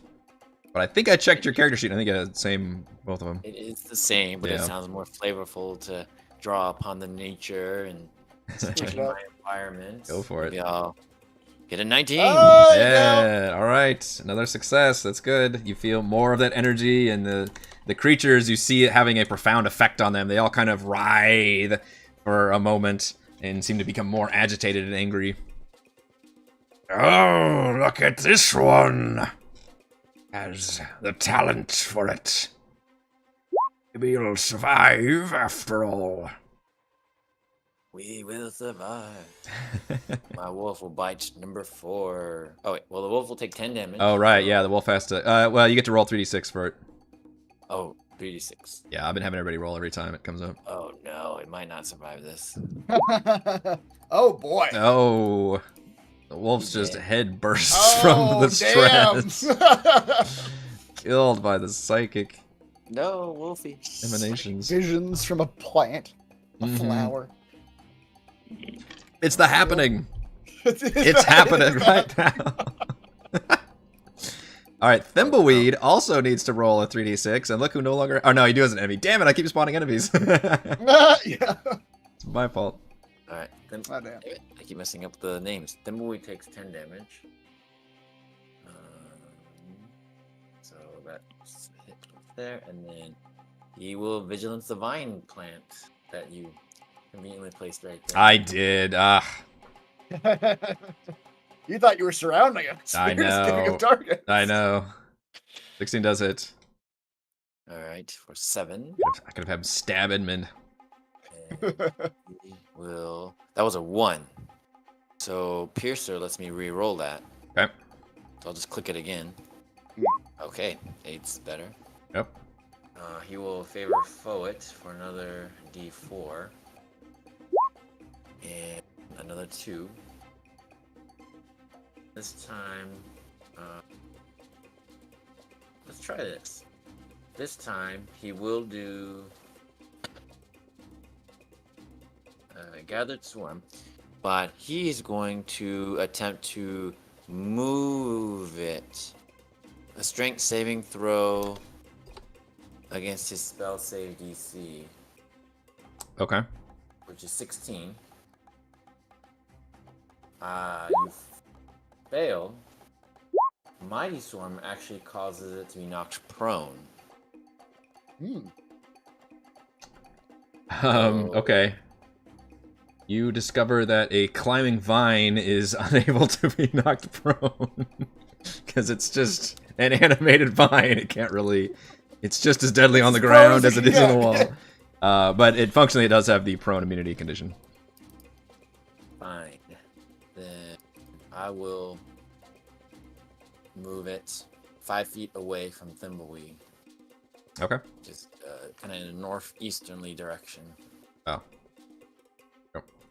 And then that was a swarm, so that was that. Okay, and then he gets to re-roll something to.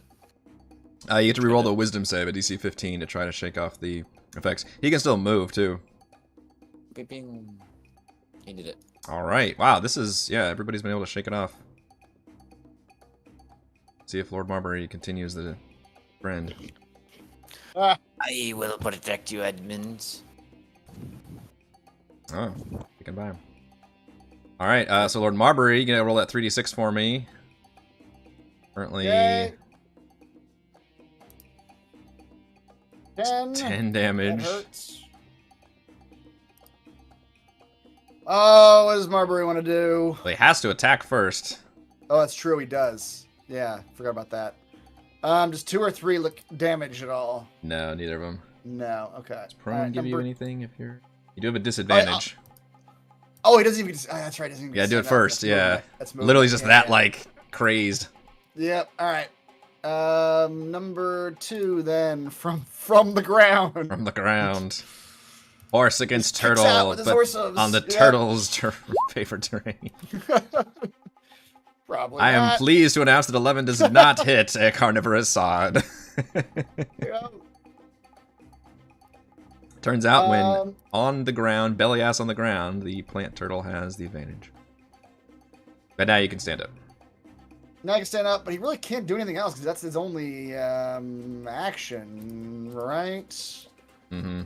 So yeah, it's basically it. You make a wisdom saving throw to try to shake You it can off. be a wisdom saving throw. Yep, that's what you can do. No, Ooh. not quite. Yep. Alright, that plant is unconscious next to Celeste. The other plant will try to target Edmund with some psychic attacks. This is the long-range psychic plant.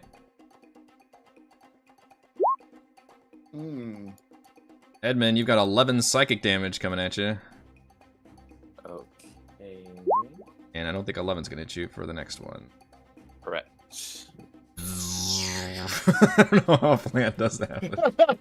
Something like that, yeah. It's a little bit like with the frog on Futurama. Just the the Hypnotoad. That was a big part of TCU's football game. They did the Hypnotoad. All glory to the Hypnotoad. Worked out well until the championship but in game. flower form. Yes, in flower form. All right, this vine, since you knocked it away, it does have options between Celeste and Thimbleweed, but you can see these things are kind of naturally drawn to Edmund, so it will go back this direction. But Thimbleweed is here first, so it will attempt to constrict him.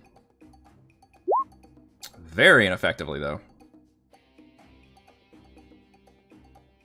We've got a shambling mound who will attempt to attack Frey. Did you recklessly attack the mound? Of course I did. Is that a question? Of course you did. Why do you even insinuate I don't? I find that highly insulting. It should just be default. It's the one time I assume you'd be like, "How dare you roll advantage against me?" Slams at you for 14 bludgeoning damage. Whatever. It does it once more time. One more time.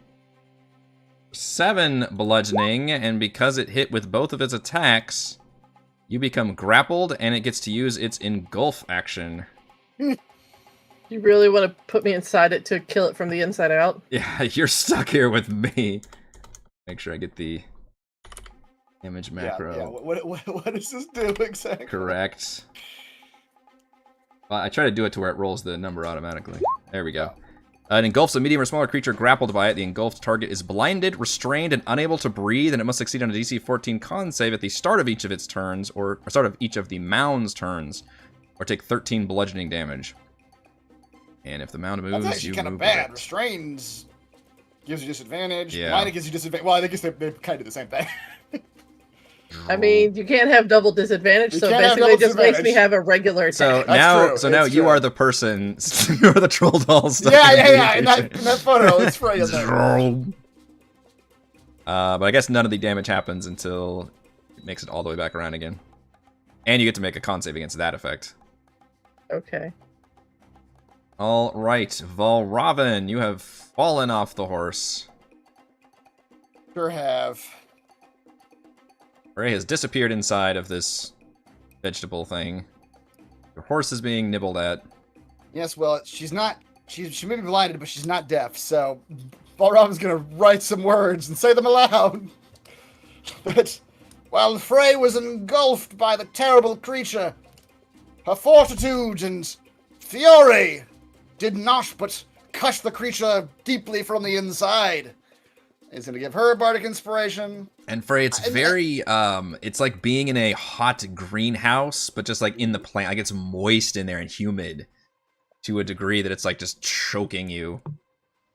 Sauna. Yeah, it's not like dry leaves or anything. It's like very swampy, like just humid, like, yeah. The mound is sweating profusely. The mound is real sweaty. It's just, you're gonna go all his BO, you're right in his armpit. I think that mound is eaten.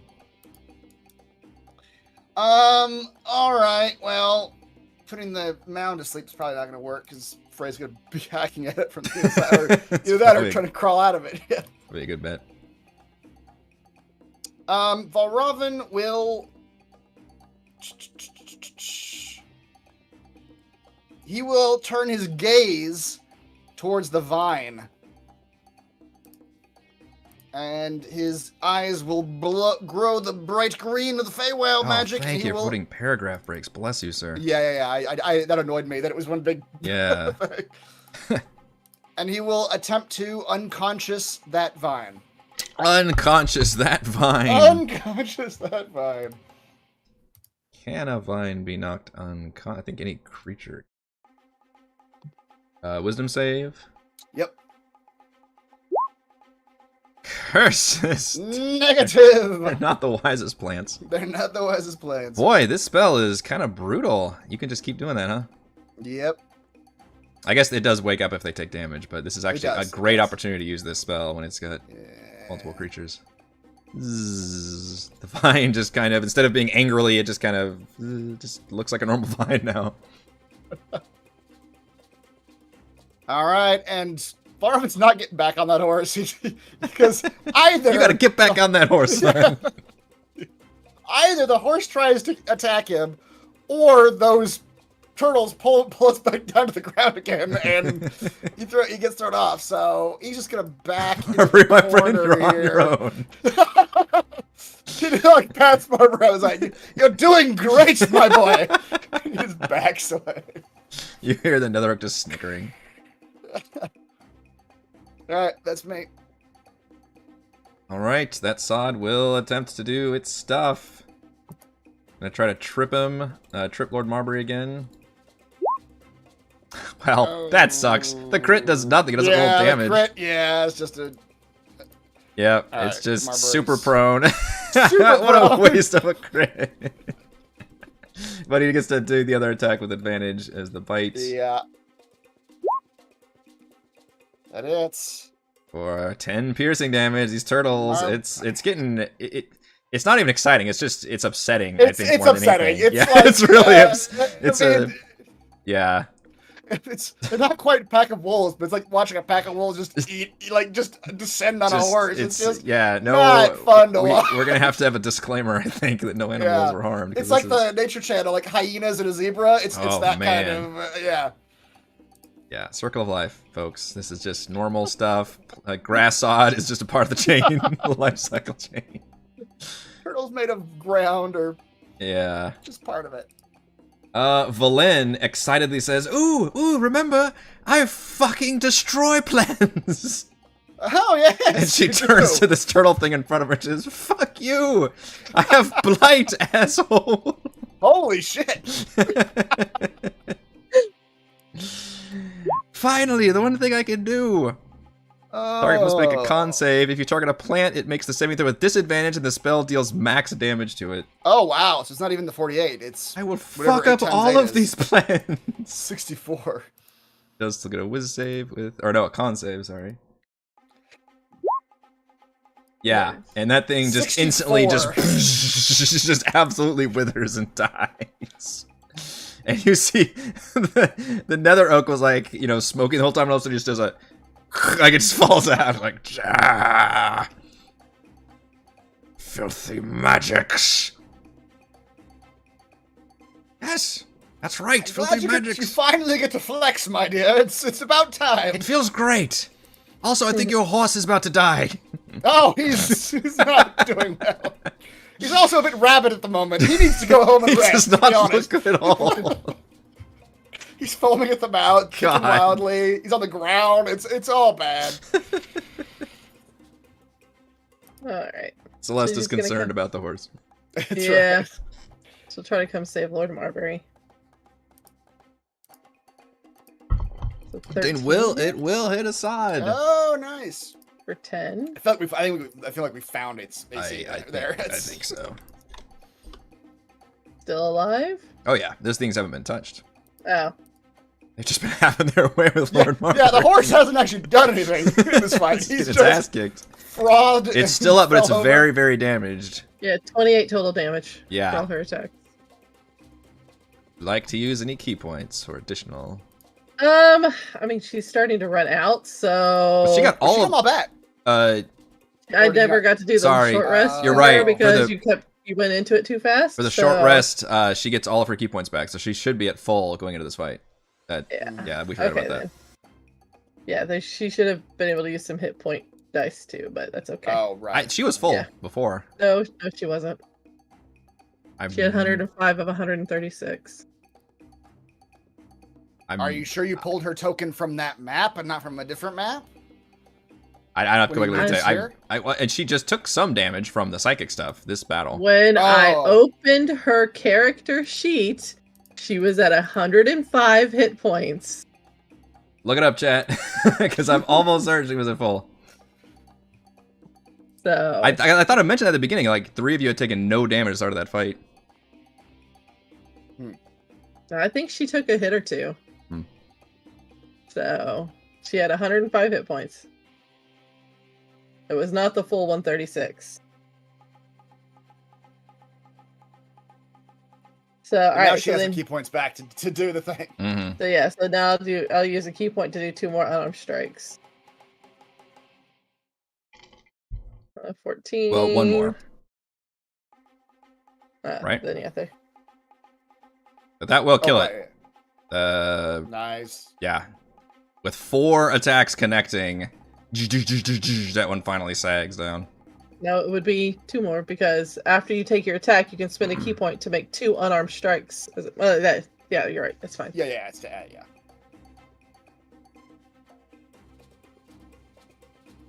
Right, that sod is dead. Okay, there's only one of these eating the horse now. That's good. And it will keep eating the horse. Oh no. The horse is prone. It's the right thing to do. Barbarians. With advantage. Oh, it's gonna be curtains. We're eating horse flesh tonight. Yeah. Oh, damn. I mean, damn. Okay. If his last act was to tank a crit, then I'm okay with it. That's fair. Lord Marbury. He just disappears, right? He just disappears. He fucks off back to the Feywild. Fucks off back to the Feywild. He just goes poof in like green smoke. This thing still has movement, so it'll amble. Actually, it'll amble its way over to Edmund. Kind of burrowing in the ground as it does so and popping up right there. And at the end of the round, you see more energy being drawn, and now you see the trees themselves beginning to animate. And you see the Nether going, oh, it's getting good now. I was waiting for those to wake up. Oh no. I don't want a bunch of just fully animated trees. That's no good. Animate those trees. Pressure's on for crafting the wand. We're not gonna let them go yet because that was the end of the initiative. Wow, I rolled real bad for those initiatives though. Holy crap. Oh. 0.07. Right? Yeah. Like, what the fuck? You can't get much lower than that. Start with Frey. You are currently engulfed inside of this shambling mound. You're restrained. I remember what all this Do means. we need to look up all the conditions, or did they just the... I already got the restrained up, yeah. It's you have basically advantage on attacks against me, and I have disadvantage. Yeah. And then blinded, I mean... Oh, right. Yeah, that's weird. Blinded's on almost... Yeah, fails any ability check that requires sight. And again, it's the same thing. You have advantage on attacks against me. Right, that's what I'm saying. Yeah, it's almost pointless to have all these debuffs at once. The sight thing is the only thing that really changes between the two. And then the thing doesn't even happen until the mound's turn. Okay, so yeah, you just have disadvantage while you're in there. But if I attack recklessly, I get advantage, so it flats out. That is true. Because you can't have double disadvantage. There's no stacking. Mm-hmm. I'm trying to see, is there a way to... Unlike Gloomhaven. I guess it's the escape DC 14, I guess, still in play, if you wanted to escape it, but... It's funny how players almost never want to do that, to the same that I don't want to either, because they want to use your action doing that. It's a full action. She's going to do 2 attacks right now. No, I'm the same way as a... Oh, shit. Damn. Well... Yeah. You had disadvantage anyway. Actually, I can re-roll that. Because I'm lucky, so I can reroll 1s on an attack roll. You roll 1s so little, it's hardly ever comes up, but yeah. So I'm just gonna hit the button again. That's true, Demnix. Yeah, I was trying to think blinded would fuck up your spell casting. Yeah. Oh, yeah. Yeah. I don't cast spells. No, you don't care. You can just close your eyes and swing. It's the same to you. There we go. Close your eyes 29 instead of the 14. That's a good use of lucky. Yep. So that's 21 points of damage. Nice. And then...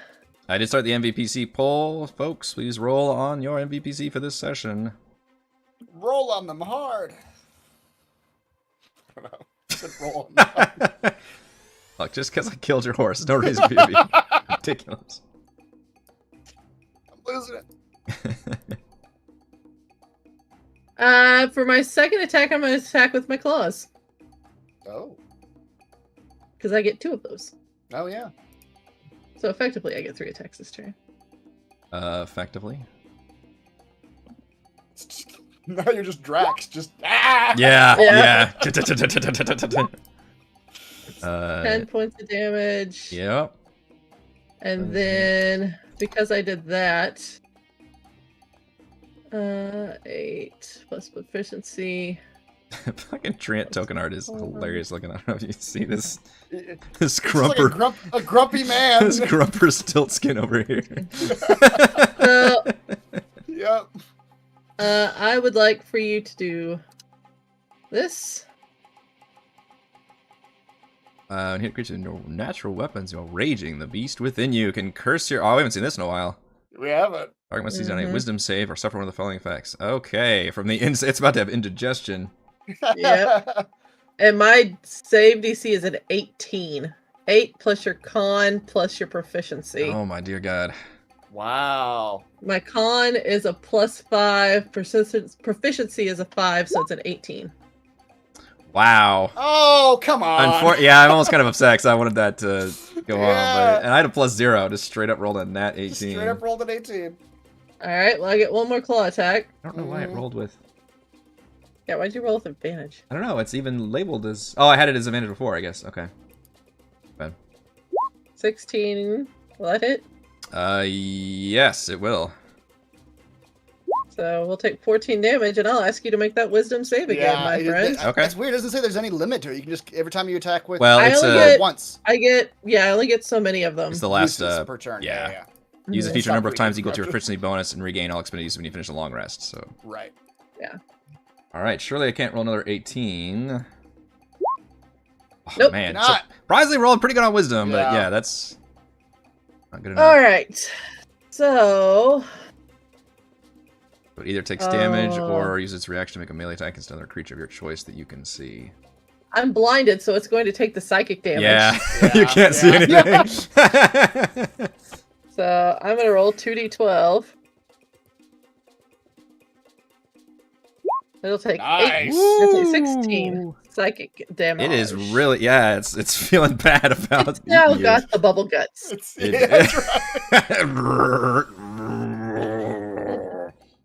I see it just throwing up like bits of rotting vegetation. just a little bit roll coming. It's now in the middle of a Pepto commercial. Yeah. It's still alive, but it is taking a lot of damage. And Robin, you see all of this like just after it engulfed Frey, just suddenly just slowing down. Bits of it has been like falling off. From Valron's perspective, this totally tracks. Like this is exactly. I was gonna say you probably happened. expected this to happen. Yeah, it's like, oh, you should have done that. Even the Nether Oak is like, yeah, yeah, yeah. She's fucking him up from the inside. Fucking him up from the inside. This giant tree will reach down with a branch and pick up a boulder and try to hurl it at Edmund. Boulder time, jeez. Damn. For 33 bludgeoning damage. Just Edmund's just working for the wand. Just a giant rock. Giant fucking rock slams in the air. He's not even looking. The Nether Oak cackles at that. I know. Is this table destroyed? What's happening? Watch out for falling rocks. I mean, it is definitely chaos around you. And yeah, the Nether Oak just continues to taunt you. It is your turn. I need a check. Alright, nature worked well before. Let's try it again. Yep. Yep. Oh. You got it. You got a D10 in your pocket. You might want to use it. I do. Because he didn't use it last time, or he did? He didn't. Last time he just got it naturally. Yeah, he didn't need it. No, I didn't need it last time. I thought you did need it last time. Did you? No, he rolled nature and he rolled like an 16 or 17. He rolled pretty high. I got it. Oh. It's a good number. I've got one, failed one, got one. Yeah, the first one time he just failed. He just straight up failed. The first time he tried. Yeah. Is that what it was? But anyway, I kind of slapped my face and regained some focus to make it a 17. Oh, I mean, okay, nice. Okay, that's what I was waiting for. Flash of Genius.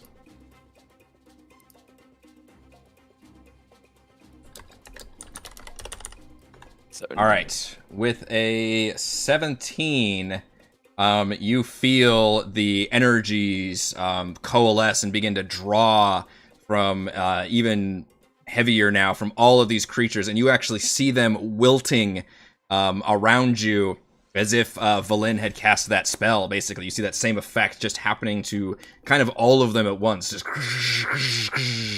and you see the Nether Oak make like some very cranky noises about it. And literally all of them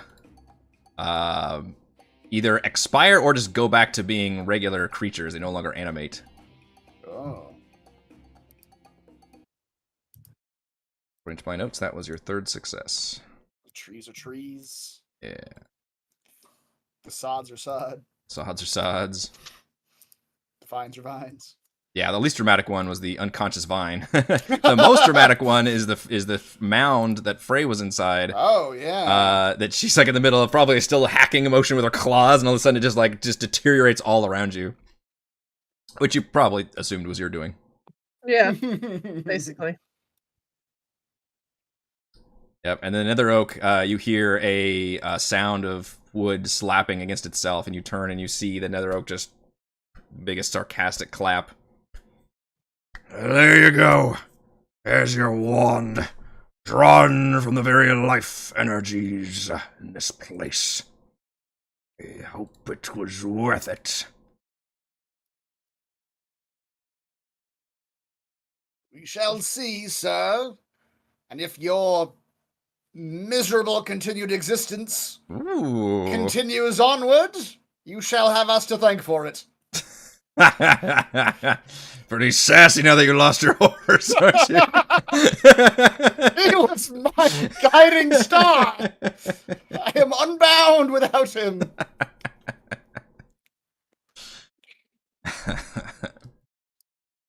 Otherwise, Edmund, you're in possession of a nether wand, which you do feel is magical, but would take a short rest to identify.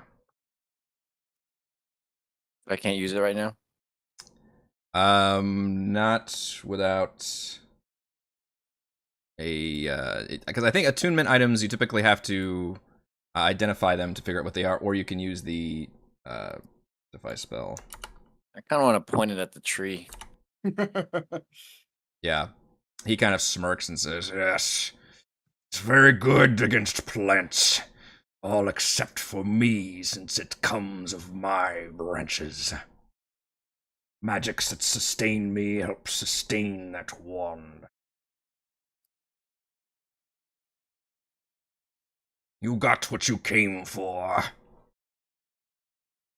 So there's gonna be two people walking around the leader. One of them is a weird-looking little girl thing, and then the other one is a dude. Ness and Lantamir. You just start yelling out Ness and Lantamir, they'll come to you and you can eat them. They have lots of fingers. Ooh. They even have this other thing called toes, which are little tiny fingers. I have heard of these toes. People rarely take their feet off in this place, I imagine. Or their shoes off. Yeah.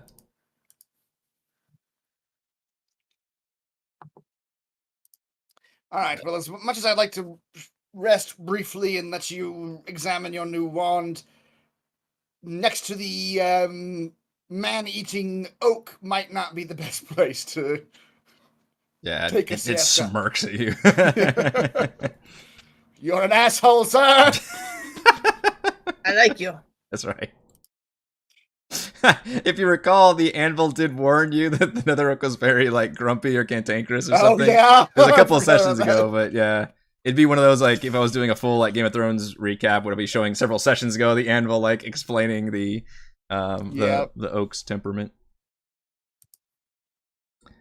Yeah, and obviously we're getting to the end of our session time, but the DM would love to know where you're headed next, I can probably presume.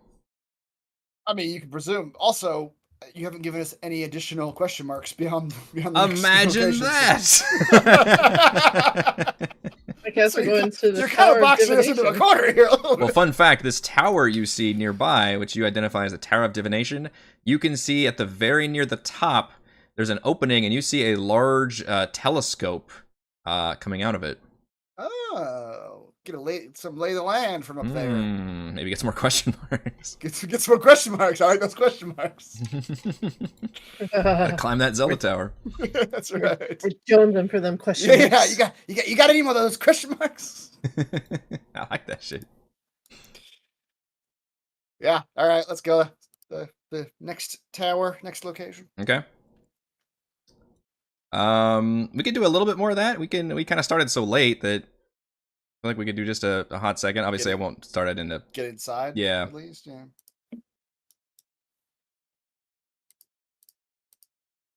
I've got 2 minutes left on the poll. I think it's 2 minutes. A little less than 2 minutes on the poll, if you would like to still vote on that. So on to the Tower of Divination. Silver arcane symbols are etched around a large eye near the pointed peak of this thin tower, which you have identified as the symbol for divination. You see several Nothics milling about outside, and a few of them even scratching at the door. But as you all approach from the Arboretum, a couple of them turn and see you, and they flee. Just straight up, like, run away into the depths of the city. Okay. They're narcs. They're gonna go get the robot. Yeah, right. I'm working with the robot now. So you approach what appears to be a closed door, and you love the closed doors of the towers. Yeah, no problems there. Yeah. Want me to break it? Well, Edmund, you just Open it. Yeah, you just procured an item that could help us here. Yes. Yeah. Let's use it. And He hits the chime and uses up 1 of 7 charges. okay. You do that, and the door clicks open, and it immediately like gets stuck on something. So Does it open out towards us, or in and it's like hitting something? yeah, in and it's hitting something. Okay. Something seems to be just physically blocking it, and the door is unlocked. How far open is it? Just a little bit of a crack. I kick it. Give me an athletics check.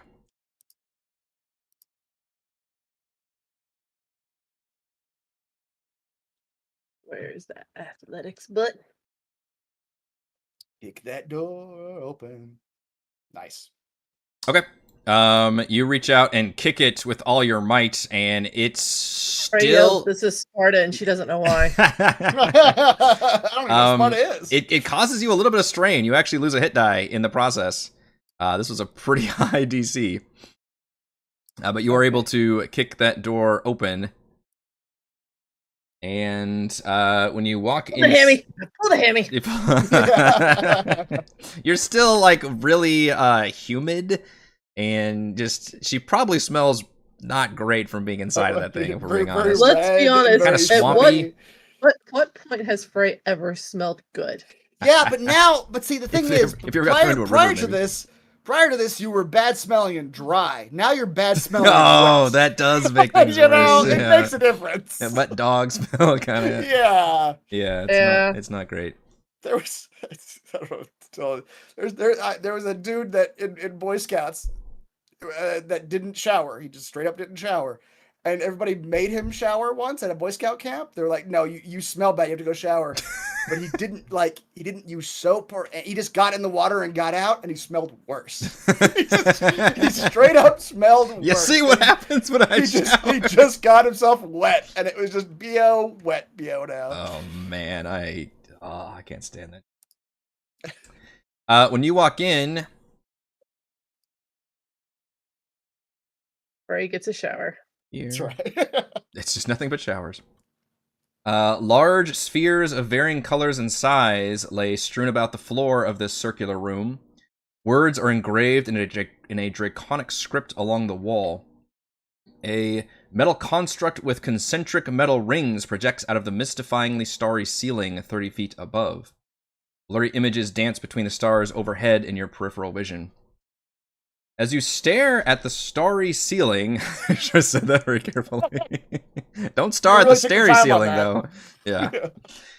Your view suddenly shifts, as if looking down upon this room from above, seeing you all recently entering this room. Suddenly, a dozen Nothics burst into the room, ambushing all of you, their claws flashing around and their eyes projecting that psychic blasts. And a moment later, you suddenly revert back to your senses. But each one of you is filled with a premonition. And I would like all of you to give me a D10, please. And you'll have to roll for your friends as well. My friend is dead. He's gonna bring this up every time, isn't it? Yep. Free encounter. I can't right now. You know what Lord Marbury could have done here? He could have flown over there. I guarantee it would have been attacked like this. Lord Oh, Marbury is rolling ones from the grave. That from was the me. grave. So far we've got 1, 2, 3, 4. The funny part about it too is it would only cost me a 3rd level spell slot to bring it back. And in 10 minutes, I think, or an hour. I think it's an hour actually. Okay. You gonna roll for Valen? Yes, I will roll for Valen. That's a good idea. Come on, 5. Come on, 5. Yes. It helps if you roll different numbers for this one, yeah. Mm-hmm. Because some of you get repeat visions, and it's not going to help. Yeah, you get 1, 2, 3, 4, 4, 5. Wow. That's okay. that's not good for you guys. Yeah, you didn't get any of the. Okay. It was random, but you wanted a diverse set of premonitions. We did. We 1, got 2, 3, 4, 4, 5. Out of 10. Yeah. We got 5 different ones. Only one repeating is a pretty good spread. Yeah, that's a one good of those point. overlapping Well, ones, like 1 through 3 okay, I'll say this: the problem you don't know this, but the problem is they're 3 and 4 are the same. They're Yeah, they're sectioned. Oh, That's well, what, yeah. Okay. Well, 1 and 2 is the same premonition. 3 and 4 is the same. Yeah. So in that case, yes, we did do bad. Yeah. Maybe we should have just rolled a D5 and then you could have done it that way. Right. Yeah. So You could still change it and do it that way. So Valrobin was the number 1 here. Mhm. So Valrobin and Edmund, you both witness a vision of you both see you yourselves doing this. You place a hand on this large glowing sphere in the corner. And then you kind of duck and run, and a few moments later you see the sphere erupt in an explosion of flame. Celeste, Frey, and Thimbleweed Yeah, that's too bad. all see you placing your hands on the large gray sphere in front of you. And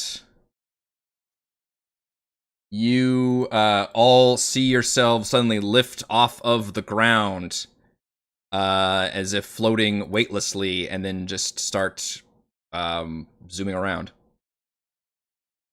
And then that's who's left. Valen. Valen. Okay, and Valen sees placing her hand on the one that looks like a kind of Earth-like planet, and you see, and she sees her entire body turn to stone, but not like I have to describe this carefully. Not like she's petrified, but like she has armored, like Stone skin. Yeah. Yes. Her skin turns into stone. But she can still move. Her skin turns into stone. Yes, but that's the thing is that's a very other thing that can happen in this universe is you get That's petrified. true. So I had to be careful that that's yeah. you feel like you can still be ambulatory while. Which I wonder, like, just in universe if they just look the same or if they. You know what? I didn't read the description. Does a better job. Your flesh becomes armored in rock. That's what I should have just fucking said. Yep, and that is what you all see. And then what I would do is put you on initiative order as all these premonitions come to light. And then you know what? I'm gonna put these in here so that we remember for next time what the visions were. Yeah. First things first, we need to bar that door. That's the first thing we need to do. Because The door that she just broke down. Yes. I didn't break it. I just kicked it open. Kicked it open. Yeah. we need to close that. Get that back in a closed state. And I pulled a hammy while doing it. That's right. Bar it somehow. All right. So these were the visions you received. And you're right, not bad. You got, because of Valin, you actually got 3 of them. Yeah. The other 2, you were no clue what transpires. But I think that's actually going to be a stopping point here, as you hear, and as you come back to this, all these premonitions, you hear the sound of howling, slathering Nothics in the distance, racing towards you. But that is where we're going to end tonight's session. Nothics coming. Frey, you're the MVPC. Hey. Think they liked your My bag of fingers. Yeah, your discussion with the Nether Oak. I do love connecting with the Nether Oak on, an emotional level. On an emotional level. Please roll on that table. And you found a 50 gemstone inside one of those. Inside the shambling mound was a nice. Was a star rose quartz. Nice. All right. You ripped out its heart. In fact, it would have been funnier if it had been a ruby. It would. I'm almost there though. All I use is 100 GP left of rubies. I've got 1,400. Oh wow. Yeah. I'll give it to you at the as the treasure for beating the final boss of the campaign. That's when you'll get it. Oh great! So I never get to use a level 8 spell or 7 spell. Is that? And that is all the time we have for this week's session of Rime of the Frostmaiden. Thank you to Chris, Heather, and Raymond for playing. Thank you to all our wonderful fans for watching, and thank you to the patrons. Shout out to Platinum patrons: Joe, Will, Thomas, Stan, Brandon, Genocider, David, Eclectic, Roleplay Roll, Christopher, Brian, William, David, Corey, Go at 1337, Matthew, Big Nut, John, Chris, Scott, Gene, Eric, and Socks. And gold patrons: RPG, Papercrafts, Pretty Boy, and Yuma, Marcus, Dead Lizard, Lounge, Sam, Lippy Spuds, Jerome, Nathan, Fasica, Tortoise, Scott, Refus, Carolyn, and William. Thank you all very much for your support. Live streaming our D&D adventures every week, and we will see you next time. Later. Hopefully the child won't be such an ass. Oh my goodness, what a little turd. Yeah. That was the first time I had to actually start without you, too. I was so annoyed. Still am. Does not want to sleep. No. The terrible twos are terrible. Doesn't want to sleep, doesn't want to eat. Or sometimes she'll eat everything. Yeah. And she really doesn't want to be potty trained. That has been that's going to be an Everest. Great. But yeah, there's some meals that she'll just eat twice. Okay. It's inconsistent. She eats on her own schedule.